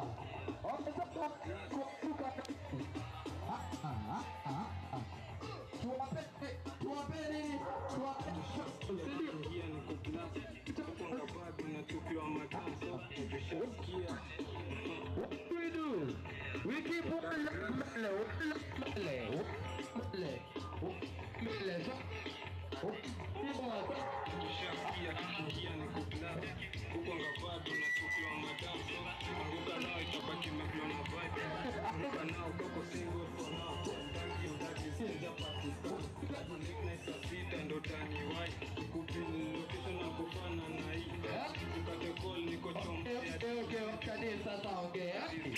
Dean anaingia na shangwe na nderemo. Ai, Dean, utatupea njia zako sasa. Utatupea njia zako sawa. University of Nairobi, we'll come to do some benchmarking, okay? We'll come do some benchmarking. Aya, sawa. Let's continue. Asante. Thank you so much. Let me recognize the chief guest, who is the CC of the County of Mombasa Health. And let me also recognize the Chief of Education for UNESCO, Mr. Lamin So, and our principal host, Dr. Jacinta Mukonzo, all the county officials, my fellow colleagues from the University of Nairobi, KMTC, students from the KMTC, from the university, good afternoon. I know I start between you and the lunch, but I don't want to spoil that. I don't talk much, but I want to recognize my good students here. Are there students still sitting there from their university? Please stand up. We have the lawyers in our midst, led by His Excellency the Governor 001, Titus Ogema. Please raise up your hand, all the lawyers. The lawyers. Then we have the business. Wanabiashara hamna? Kuna? Oh, kuna mwanabiashara mmoja. So the difference between the lawyers and the business, the lawyers are learned and the business are educated. That is the difference. So I will now request the governor to read. Thank you for the warm reception. I'll only take 2 to 3 minutes. Thank you very much. Please clap for them. I will say the former First Lady, Her Excellency Margaret Kenyatta, said in her Beyond Zero campaign that no mother. So that means you cannot lose life while you are giving birth. And she started a campaign called Beyond Zero. So the same way the UNESCO said in 2022 that no professional or healthcare provider should die while providing care. Do you allow yourself to die while you are providing care to other people? It is for that purpose that the O3 Plus was born. When I say O3 Plus, you say our lives, our future. Are we together? O3 Plus. Let's do it again. O3 Plus. Now we did a behavior change to help the student in well-being and also to protect from such infections such as HIV/AIDS, things to do with mental health.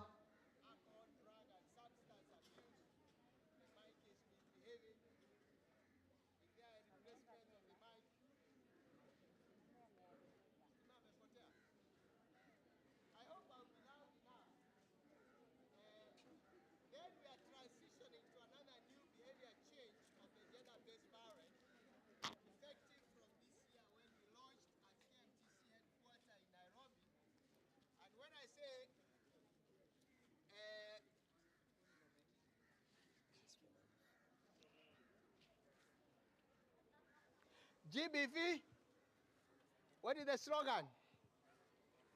GBV. So that will be our learning call for the next few years for us to be able to curb the menace within our institution of higher learning. And as I've said, I'm not going to take time because the chief guest is the chief guest. If you know in life there are three circles of relationship. How many knows about the 3 circles of relationship? By show of hands, for those who are doing behavior change and psychology. How many are there? There are 3. The first one is called personal or intimate circle. Are we familiar with that? Intimate or personal circle. It's for 1 or 2 people. So when someone intrudes you in that circle, you feel very insecure. You can be in your bedroom and just somebody comes, or in your room. How do you feel? Do you feel very secure? Let me hear. Do you feel very secure? Because that is called intimate circle. And when you are in a bus station and you are alone and it's dark and someone comes near you, what do? Naanza kukohoa. Na hii basi imechelewa sana. Because you want to keep off the person from you or bring the person closer to you so that if there was any danger, you get it off. Then there is second circle called social circle. You are a group of 4 to 5 people in a gazebo discussing like that one, and you find a group of goons coming to you. How do you feel?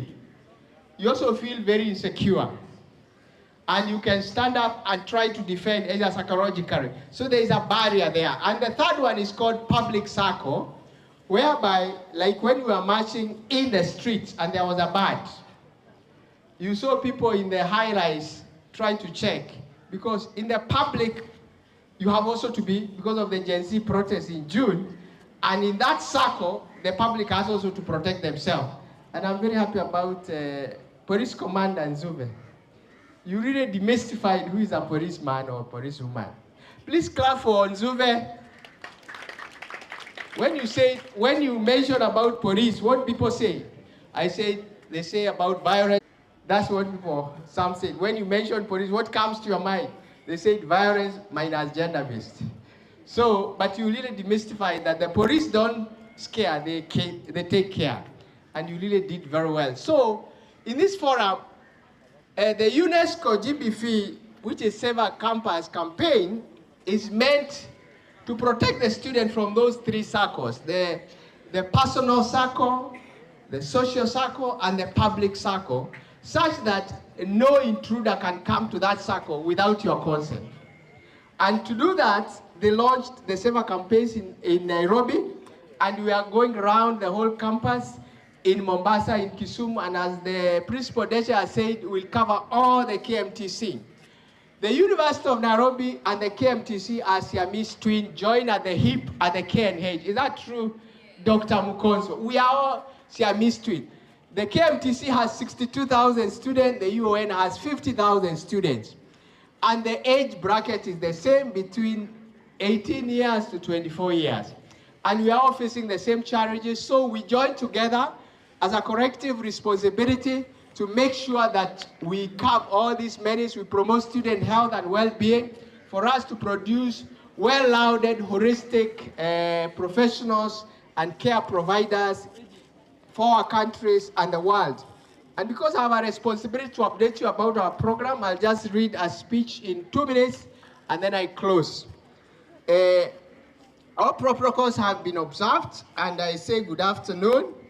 On behalf of the University of Nairobi and the management, I'm greatly and deeply honored to join you today for this monumental occasion, the scale-up of the Save Our Campus campaign and the launch of the youth-friendly space here at the Kenya Medical Training College in Mombasa.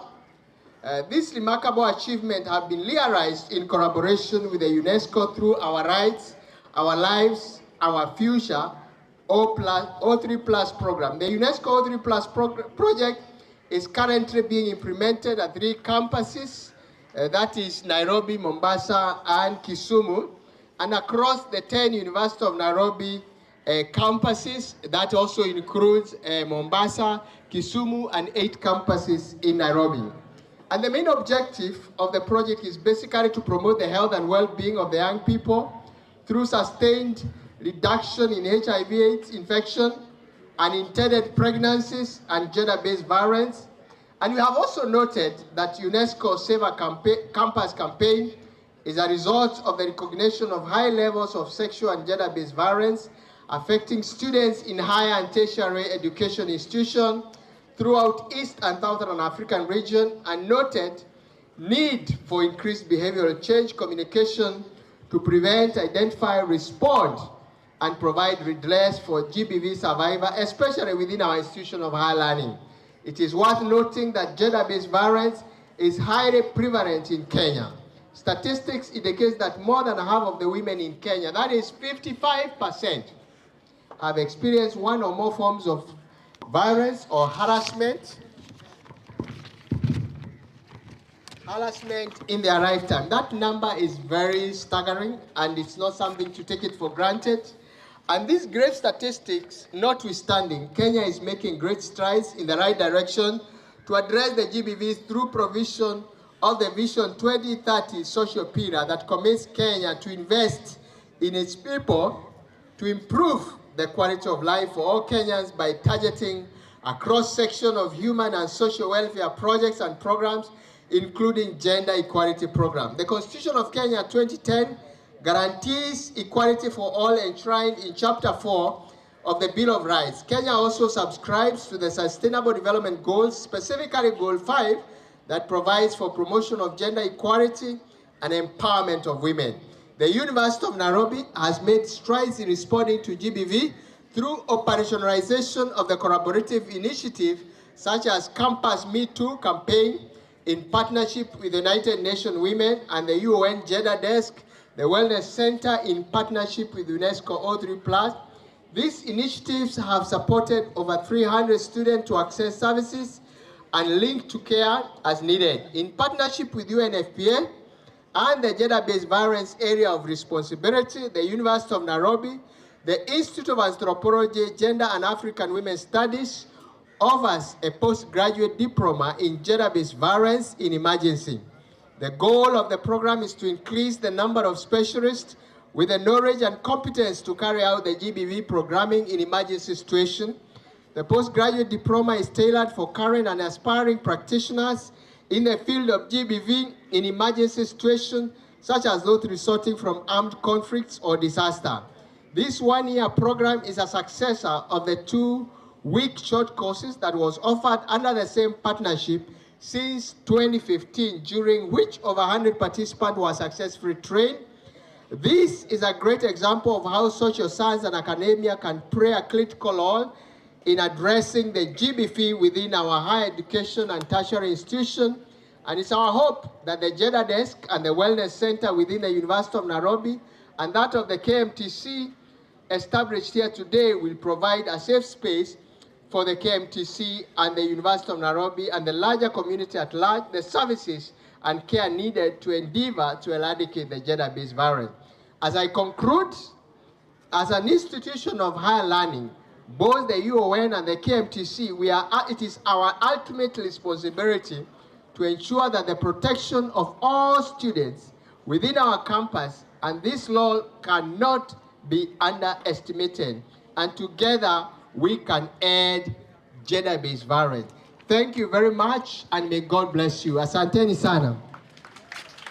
Wapi makofi ya Dean of Students, UON. Okay, I've just received a call from the chief chef. She has said that mambo yenyu iko tayari. Sasa, just hang around. Before we introduce our chief guest, we have a chief guest. Somebody very big, somebody very known, somebody mwenye, I'll tell you pale nyuma ya tent. So, I also want to announce that HIV testing is still being done behind the tents, behind our tents. They are still doing the HIV testing. They are doing mental wellness. If you have any mental issue, you can go there, talk to them. And also we have a HIV skit, okay? We have a HIV skit. Shida ni gani? Nasikia, anybody, shida ni gani? Njaa. Mnasikia njaa? Sana. So what should I tell him on the call nikimpigia? Afanye sahi. Sahi.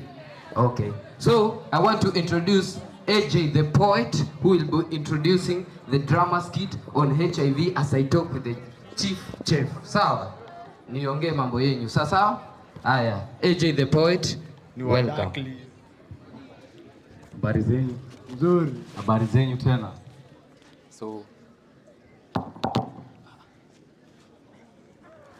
So my name is Adrian Juma, or AJ the Poet, na niko na piece nataka kuwapatia. So, dear bottle, cause you robbed me of my childhood, till today I still stand and stare at swings in the playground. Because growing up, zile swing nilikuwa najua ilikuwa mzaya akipiga mother. The only playground nilikuwa najua was the Hunger Games. And I'm not talking about the one with the Mockingjay, but the Hunger Games we would play, Jumzaya aliacha 50 ya chakula, while the rest went to his drinking games. So, I hated beer bottles so much. But you see now he's my best friend. And I'm beginning to understand why he was my dad's best friend too. Because he's not like the rest of you, fake friends, who cannot even seem to bottle up my emotion, who cannot even seem to bottle up my issues even after I confide in you. But you see him, no matter the size, iwe mzinga, iwe quarter, I drink his contents empty, he empties all my sorrows and keeps all those secrets to his grave. And that's why I'll always listen to his brown liquid voice. And that's why before all of you, he will always be my first choice. And you see, he's my favorite friend, because he always makes me happy. Anaitwa General Meekings, but mimi muita Generali. Na lazima kuje na Gode and his younger brother Cigarette, because when I call on them, they always come quickly. Unlike my girlfriend, who even picks up late. And when they always come, they always say hi with a puff of smoke. Why was I even crying? I don't even remember. So on days when I struggle with my anxiety, it's no hassle, because I can always call on my pillar of strength, and he'll come and he'll give me my confidence. So, Mom, a broken angel, torn apart by hands that never learned what love means, told me that, my son, usisahau lung cancer is what took your grandfather, so wachana na sigara wewe. Akaniambia filter za sigara haziwezi filter cancers, consequences za fegi ni heavy, usidanganywe na lighter. Na akaniambia sio kila mtu anaishi Taveta ni mtaita, kuzika kusmoke weed ingekuwa part of human culture, si basi watu wa warasta wangezaliwa na dreadi. But you see, after overdose za madawa ni za watu wenye lips zao zimeparara, wanafanana na mapedi. Mtaani maboy wamekaa base, wanachiubigiji, wana blood cells za green, haziwezi fight ugonjwa yoyote labda uchawi. So brother, ingiza njeve, cause sio bangi but pia veve. Ndio ilifanya maboy na mabuda wa coast wakatae kupeleka ward ni neve. Ndio utapata sahi wamekaa beach, wamepenya kuingia kwa midomo ya samaki, wanangoja kuingia kwa mikono ya mizani za haki. You see, sitasimama kuona vijana wanaingililia vileo, wanapoteza ujuzi, tatu wapi viongozi wa kesho. So hata ukiwa na stress, kumbuka final process ya kutengeneza alcohol uangani distillation, so pombe sio solution. So tutawacha kuchase hizi highs zina last for seconds and look for solutions that will last for decades. Thank you. Welcome. Wapi makofi ya msanii jameni. Aya, right about now introducing Mombasa KMTC skit on HIV. I hope they're prepared. Wapi makofi ya Mombasa KMTC jameni with a skit. Wapi makofi jameni. My DJ, you failed me. Mombasa KMTC with a skit.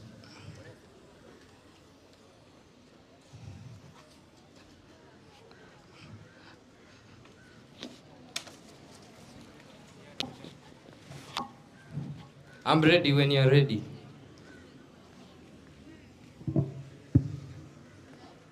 Meet Patrick, a vibrant young man whose days are filled with excitement and never-ending string of social encounters.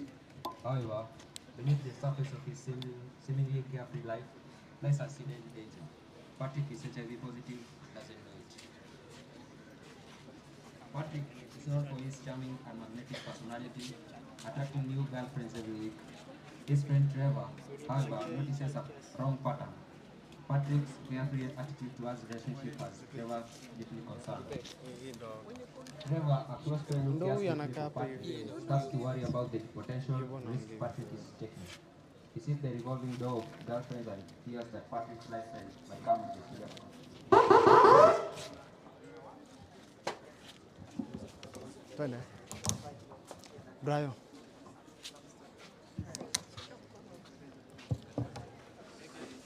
Rada. Naogopa. Siteni. Brayo, rada mzee. Uko mzima? Niko poa. Uko poa. Si mambo na kutensa, unaona. Kitu tu kidogo tu. Kisonga. Na cheki. Yeah. So nishakudamu.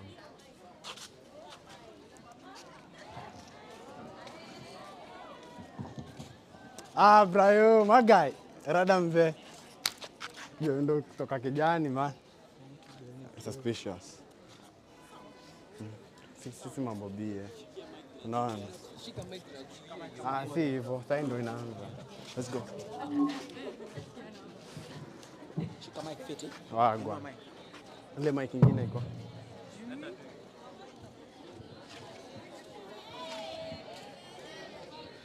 Brayo, rada. Mimi niko fiti man. Naweza kuona hapa kando kiasi. Haina noma. Sitakonja kwa hivyo.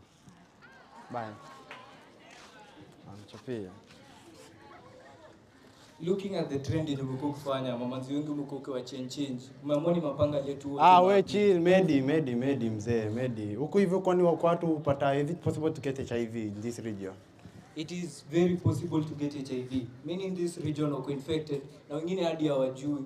If I may ask, uko na mademo ngapi?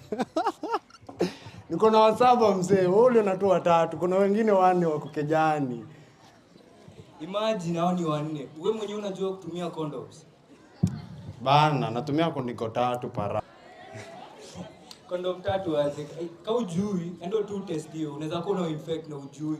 Juu hapa hivi umegeuza mademo. Relax. I trust my girls mzee. I trust my girls. Sawa.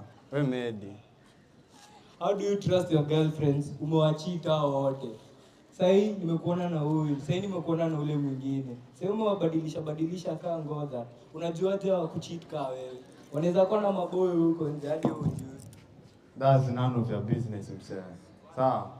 Na tusingiliane na story hizo. Sawa? Haya. Either way mimi ni bros wako. Kama unadai mimi niko hapa, shida ni hapa. Wewe kaa nikupatana tutapatana tu.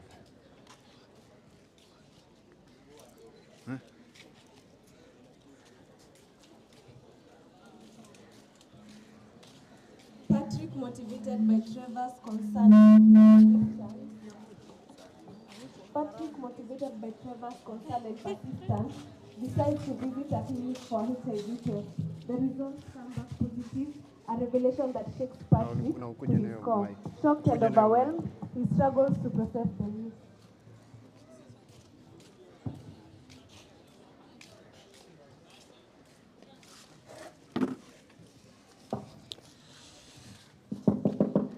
Karibu.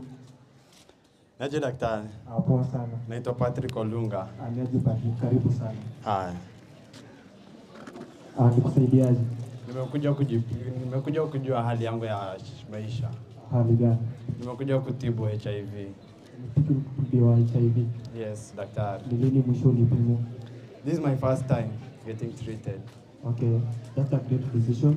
Na hiyo ni uamuzi mzuri, sawa. Na nikikuuliza wewe unajua nini kuhusu HIV? I know HIV kills. I know HIV transmitted through mosquito bites. I know HIV is transmitted through using of same utensils. Labda wewe unieleze daktari, what is HIV? Okay. Kwanza HIV inamaanisha human immunodeficiency virus. Na ina attack our immune system, specifically CD4 cells, which is very vital in fighting the infection. Ni sawa. Alafu inakuwa spread through blood transfusion, body fluids kama blood, vaginal fluids, rectal fluids na zinginezo. Haya. Daktari, can I ask one more question? How is HIV protected? How can I protect myself from HIV? To protect yourself from HIV, unaweza tumia kondiko during sex and not sharing needles. Na pia kuna hizi madawa inaitwa PrEP, pre-exposure prophylaxis. Unaweza itumia kama uko in high chance of getting HIV. And so, I think with those few words, daktari, I'm ready for my treatment. uko shuko tayari? Yes, I'm ready for my test. Uko shuko tayari? Yes, daktari. Sawa.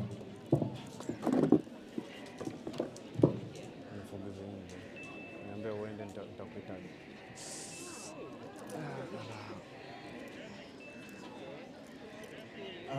Kwanza vile nimefanya hivyo, nimekupima sawa. Haya, na daktari. ikikuja ukipatikana uko nayo itachora laini mbili, sawa, na ikiwa moja hautakuwa nayo. Na niko na swali, je, ukipatikana uko nayo? Acha jaba, siwezi kuwa nayo. Ni sawa. Sawa, Patrick. Yes. Matokeo yako yametoka. Uko tayari? Haya, niko tayari. Hizo ni mbili. Unaweza angalia vizuri. Ni sawa. Patrick, huu sio mwisho wa maisha. Sawa. Remember, HIV is a very manageable disease. Sawa. With the proper treatment and a good diet and a highly recommended exercise, unaweza ishi maisha mazuri. Na bado naona wewe ni kijana mdogo, unaweza maliza goals zako na ukaenda kwa kuwa kijana mzuri sana. Sawa. Na baadaye bado tuko na support groups tunaweza kuunganisha nazo, tuko na resources tunaweza kusaidia. Tunaweza kusaidia na watu wanaojua kitu nayo unaenda you go through. Sawa. Haya daktari. Sio unakuja clinic, unafuatilia zako sawa. Kinga our loved ones wenye wako karibu na sisi.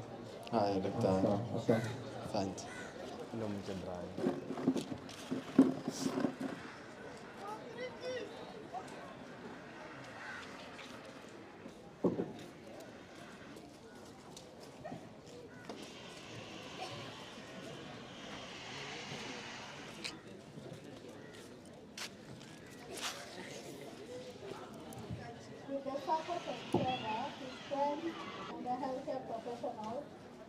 begins to accept his diagnosis, he learns that HIV is not a death sentence, but a manageable condition with the right treatment and lifestyle adjustment. Patrick decides to take control of his health and make better choices.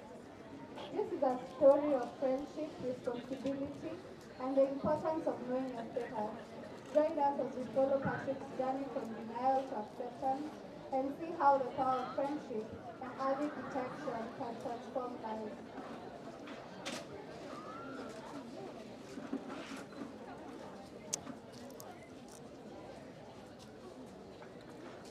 Hey Patrick, ni aje? Niko poa mzee rada. Niaje unakaa umeboeka hivi? Mzee guy. Nimetoka tu osisai man. Man nimetest HIV positive mzee. Nilidhani ulikuwa unatumia test condom. Ilikuwa java. I was just hiding the truth mzee. Man, I was just hiding the truth. Either way, that does not change. Maisha huendelea. As long as uchukue the right amount of food na uende uchukue medication, hakuna kitu itachange. Imagine umebaki tu kuwa wewe, haija kugeuza ukakuwa alien ama kitu kingine. Umebaki tu kuwa Patrick bado. So as long as ufanye kile unadai, kuna watu wanaishi hapa nje more than 20 years na wana survive. So si wewe wa kwanza, lakini inabidi tu utacontrol.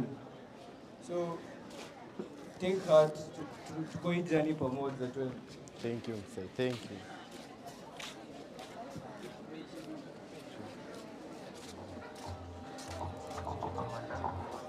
Jichunge, jipange. Mwende haraka haraka. Sendeni. Stage iko wazi bana.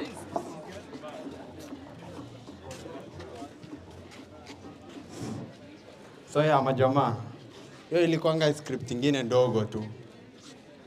Sikuwa umesema wewe una alafu nyamaze. Ukiona uko na doubt kidogo, uko na place ya kupima hapa hivi, wako hapa leo. Na usitete kupima. So the message of the script was Jijue. So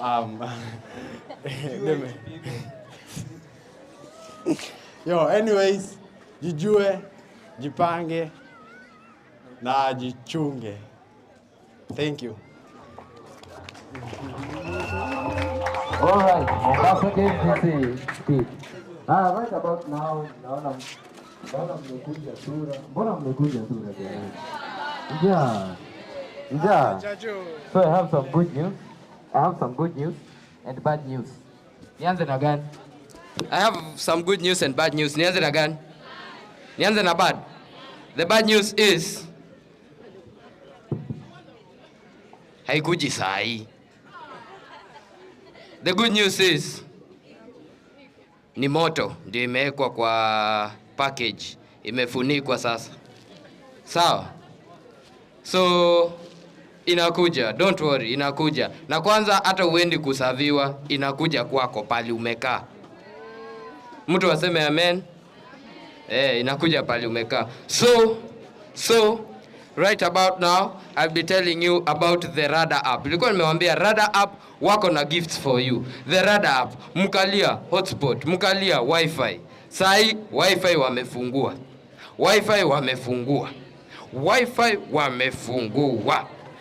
Ingia kwa simu yako. Wifi gani unaona hapo juu? Kuna wifi hapo inaitwa DJ Comes. Amefungua. Ati hujafungua? So, what I want to tell you about the Radar app is what Radar app does. It has some education on sexual reproductive health and rights, HIV, GBV, mental health, drugs, alcohol, abstinence. It has some confidential and anonymous counseling services. Pia kuna podcast. Wale wa podcast sema awo. Mic check podcast semeni awo. 97th podcast awo. So wago no down. We have some podcast pale on the Radar app. Please go download the Radar app it has a lot for you guys, a lot for the youth. Sasa, so there is the chief guest.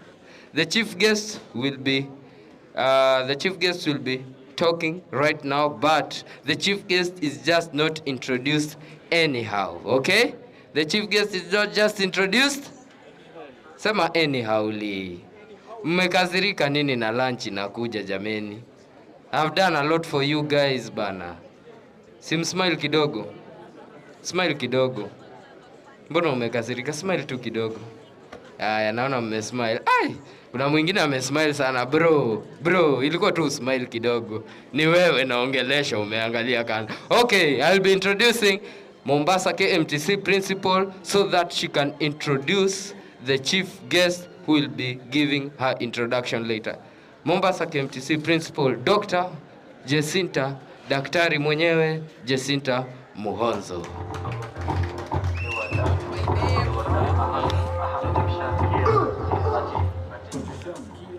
Thank you. I know time is not on our side. So at this moment, I want us to introduce our chief guests to give her remarks. GBB? GBB? Breaking the silence? So we want to have our Director of Public Health, County Government of Mombasa, Dr. Salma Swale. So let us stand up and put our hands together for her as she gives her remarks. Let's stand up.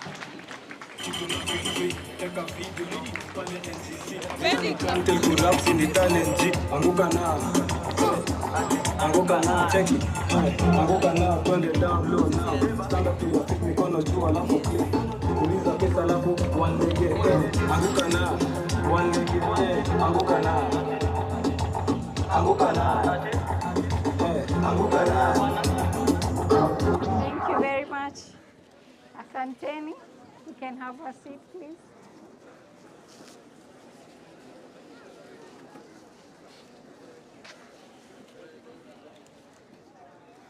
The Dean of University of Nairobi, Principal KMTC, Mombasa and Kilifi, our guest from representative of UNESCO,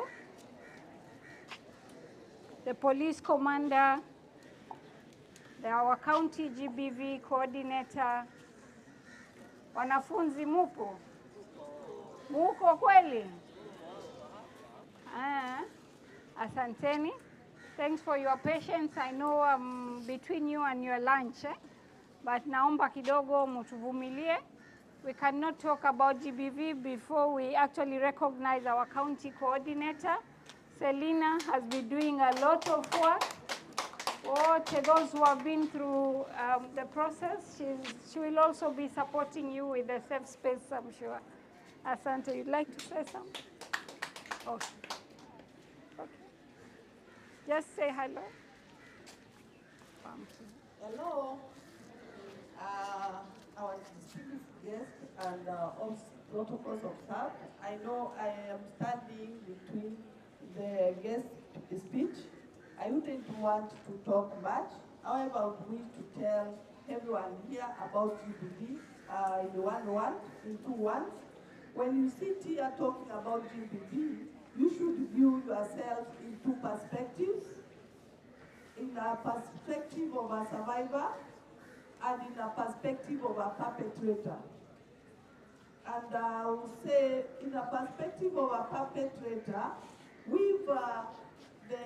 we can say many young men and young boys have been to jail, and some are serving just because of GBV.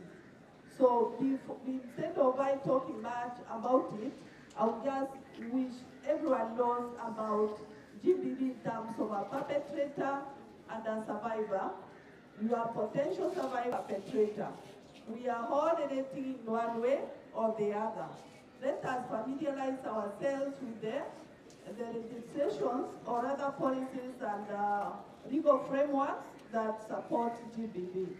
I will give you an assignment as student to read the Sexual Offences Act so that you can see where you stand. Thank you. Asante, mumesikia. That is our county coordinator for GBV.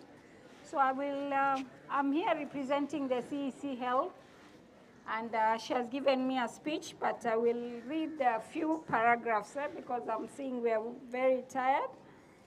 It is with great honor and deep sense of responsibility that I stand before you to launch this vital initiative, the Safer Campus Campaign, aimed at addressing some of the most pressing challenges facing our campus community. That is HIV, gender-based violence, and early unwanted pregnancies.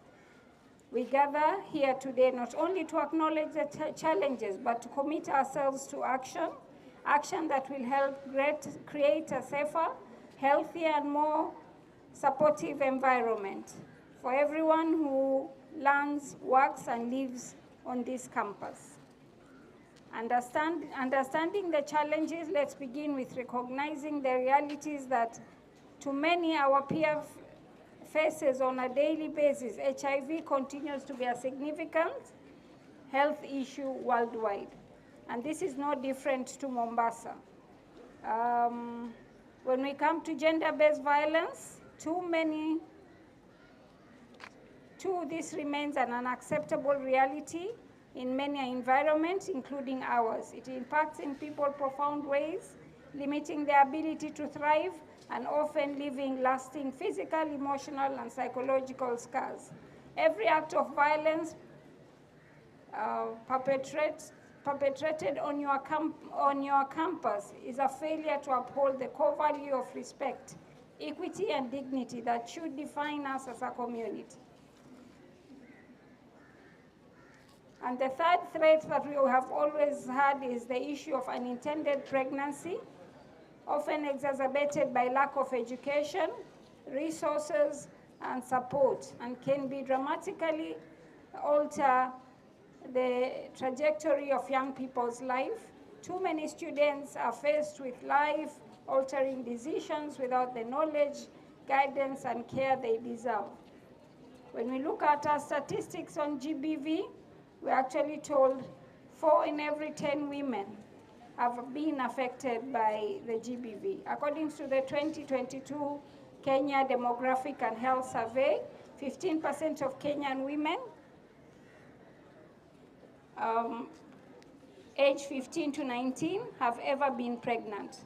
This is a decrease from 18. And in Mombasa, our statistics stands at 9% of the same age in Mombasa have ever been pregnant. That is the KDHS 2022. While 41% of the new HIV infection occurs among the adolescent and young people within 15 and 24 years, despite the fact that prevalence specifically on Kenyan campus is often difficult to obtain. It is clear that young people, particularly those aged between 15 and 24, are among most at-risk group of new HIV infections. Tumesikia, what are the triple threats? Early pregnancies, GBV, unwanted pregnancy. Those are the triple threats that we are facing as a county in terms of health. When we look at 2020 study, the prevalence of GBV amongst the adolescent girls and young women in Mombasa, Kenya, as follows. Physical violence is at 18%, while lifetime prevalence, and 10.7% on recent prevalence. Sexual violence stands at 20.5% for lifetime and 9.8% for the recent violence. So the HIV, GBV violence, and early pregnancies are considered as triple threat because they are overlapping challenges that impact on the health, education, and well-being of young people.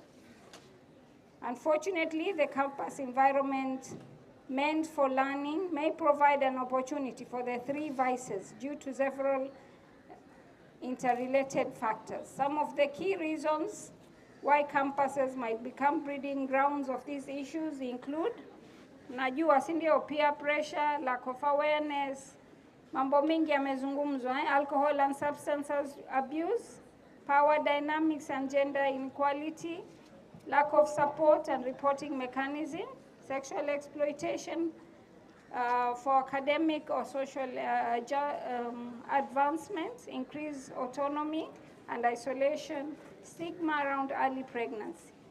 So that still becomes is a problem to our county.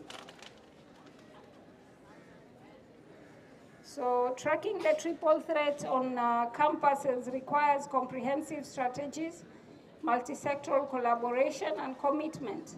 My department and the county at large is committed to work with all sectors in realizing the Kenya government's commitment in ending these challenges by 2030 for HIV/AIDS and 2026 for the gender-based violence. The launch of Safer Campuses campaign is a great milestone to all of us and a better opportunity for collaboration.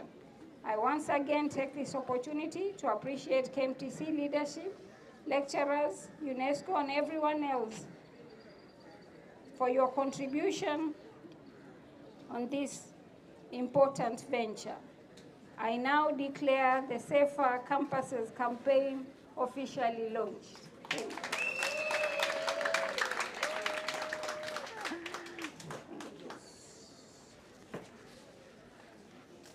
Thank you. Thank you, Daktari.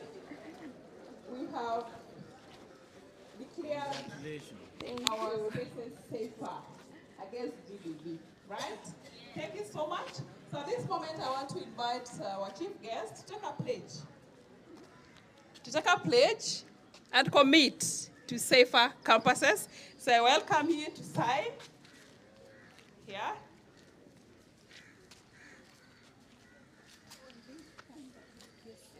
So she's signing as a sign of our commitment to safer campuses. They're here. Mark pens are here. I don't know.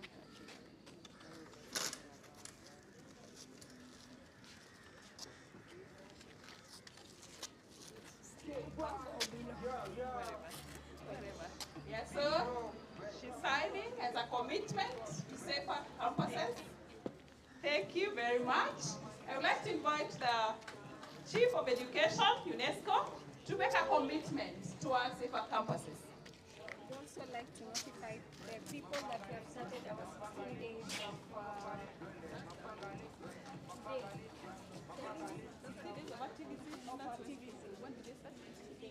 So you're also being notified that we are starting our 16 days of activism next week on 25th. So Chief of Education, UNESCO, making his commitment. Yes, to safer campuses, safer spaces for young men and women. I also want to invite the Dean of Students, University of Nairobi. The University of Nairobi.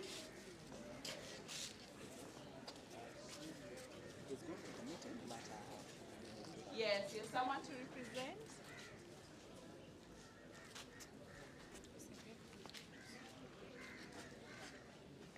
Making a commitment that the university is going to be safe or even safer for our young men, young women. I want to invite Principal Kilifi on behalf of the CEO. As he comes, I want to invite the Polycare representative representing the county commandant to sign.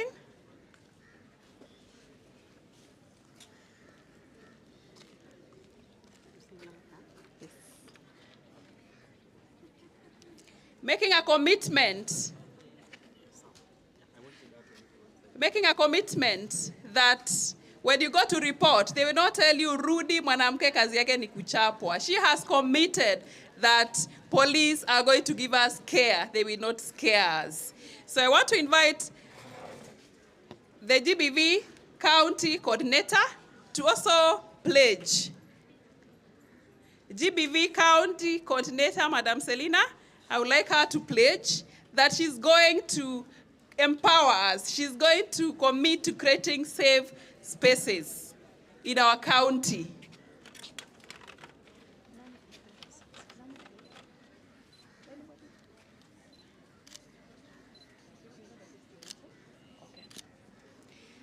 So I would also like to have the student representative, president, governor, kindly come and make a pledge that we are going to have safer campuses.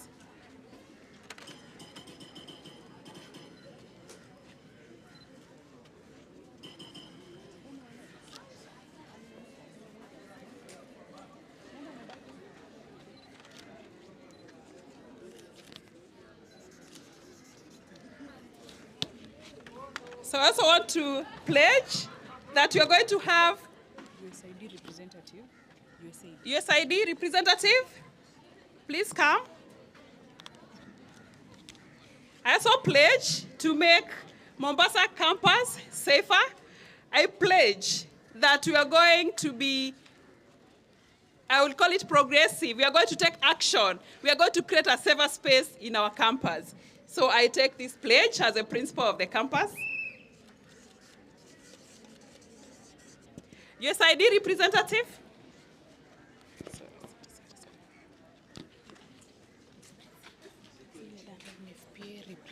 UNFPA? Yes, and Quinta. Oh, yeah. So UNFPA, Quinta had a very, very touching story. And I know we have taken the message. You always take dancing and posting them. She has reminded you that the internet does not forget. Quinta, kindly come and sign our canvas. UNFPA representative as well.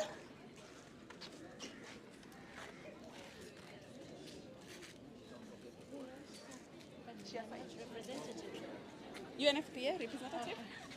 I mean, I'm not a representative.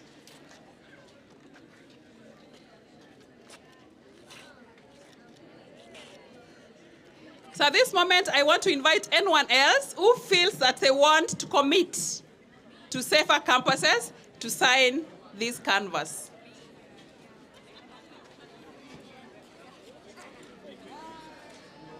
There's a pen.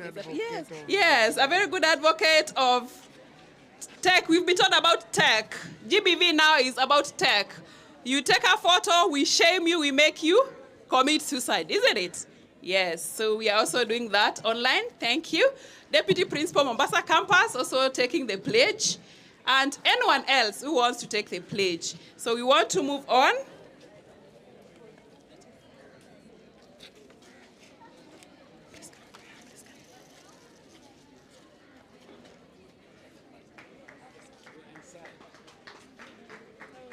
Yes, thank you.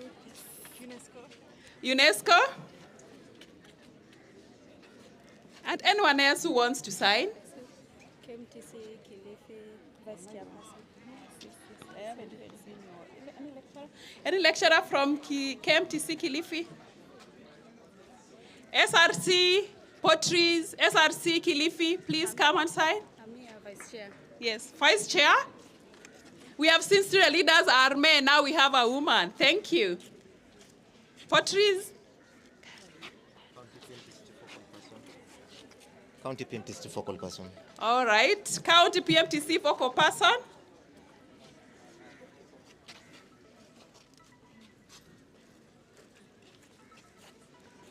KMTC Potteries committee to that. Dean of Students, Mombasa Campus, kindly.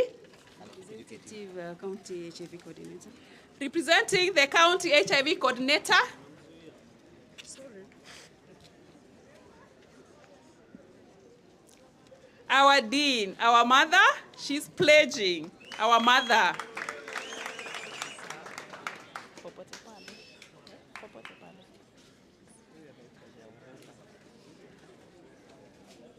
I think. So thank you. Anyone else we leave this canvas here. Anyone else who feels they want to sign, kindly you can sign. And over to the MC for announcements. Principal Kilifi, please come and sign and pledge safer campuses. That not only in Kilifi, as a organizing secretary for the Forum for Principals in the 84 plus campuses, is pledging safer campuses. Please go ahead and sign sign our canvas.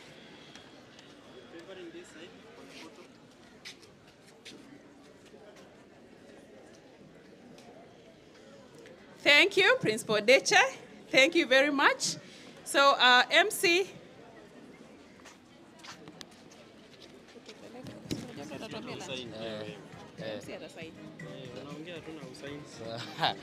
Okay, right about now, the good news is here. So, lunch has been sorted. So what we do, kenye ambacho tutafanya. Niko sawa kwa Swahili is that Swahili right? Aya. We have Kilifi campus, wako upande gani? Kilifi. So, bring a representative here. Mmoja wenyu. Lunch nilikuambia inaletwa pahali huko, jamani. Bring a representative. Before vote of thanks, after we'll do a group photo. Okay. So first we do our mbele guests and then we include other students here. Make sure Portries wako? Ako wapi representative ba? Ama mtaki kula nyinyi? Mmeshiba? Aya. We have UON. UON wako bado? Ama walienda? Okay. KMTC Mombasa. Nani atakuwa na president? Okay. KMTC Mombasa wameambiwa tulia, hapa ni home ground. Nyinyi hata nini ifanyike, nyinyi haiwezi. Sasa mambo haiwezi haribika nyumbani bana. So tutapata madam huko. Ule madam ule hata wa direct. Si mtandio huyu.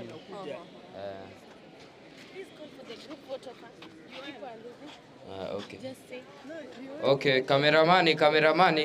kameramani unatafutwa. Ama kameramani pia alienda. So there is some group photos. Wacha wapige picha as mambo yenyu bado inashughulikiwa. Mambo yenyu inashughulikiwa. Umesikia? Nenda kwa huyu alete food hivi.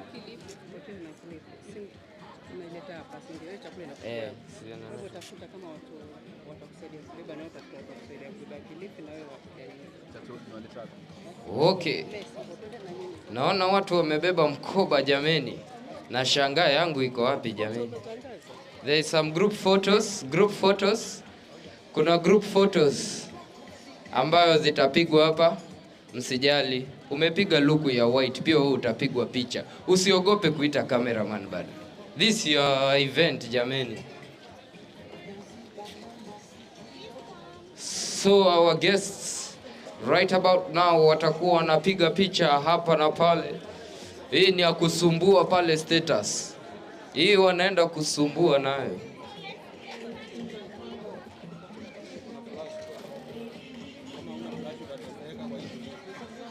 Yes. Masa ndio haya, msijali lunch inakuja. I've said lunch inaletwa pahali huko. Au hitaji ati sahani, kijiko, utafute nini. Inaletwa pahali huko jameni. Hii ni UNESCO. Group photo. Watu wamejitengeza wanasema pattern tutatumia gani? Tutatumia pattern gani jamani? Yes. Thanks to UNESCO. Leo kuna mtu angeinama jamani. Yes. My super DJ. Usiogope kuongeza hiyo muziki. Hey, wewe. Hey. Ati group photo sasa. Watu wapigwe picha. Na picha ipigwe kama umekasirika bana. Piga smile kidogo. Yes. Mumesema nini? Ati O3+. Tuseme O3+. Kabisa. Wewe. Ati students kidogo wakuje. Students kidogo. Hao wamejitolea, walikuwa wanashangaa tutaitwa saa ngapi jameni. Ni wao walikuwa wanagojea picha. Okay, you can join the photo. Yes. Wewe. Ingia tu, usiogope. Usiogope. Hii picha inaonekana na watu wengi bana. Just smile. Smile. Yes. Wewe. Ati O3 plus. UNESCO imeamua. Watu walikuwa wanagoja wataitwa picha saa ngapi, ndio wao wanakuja sasa. Yes.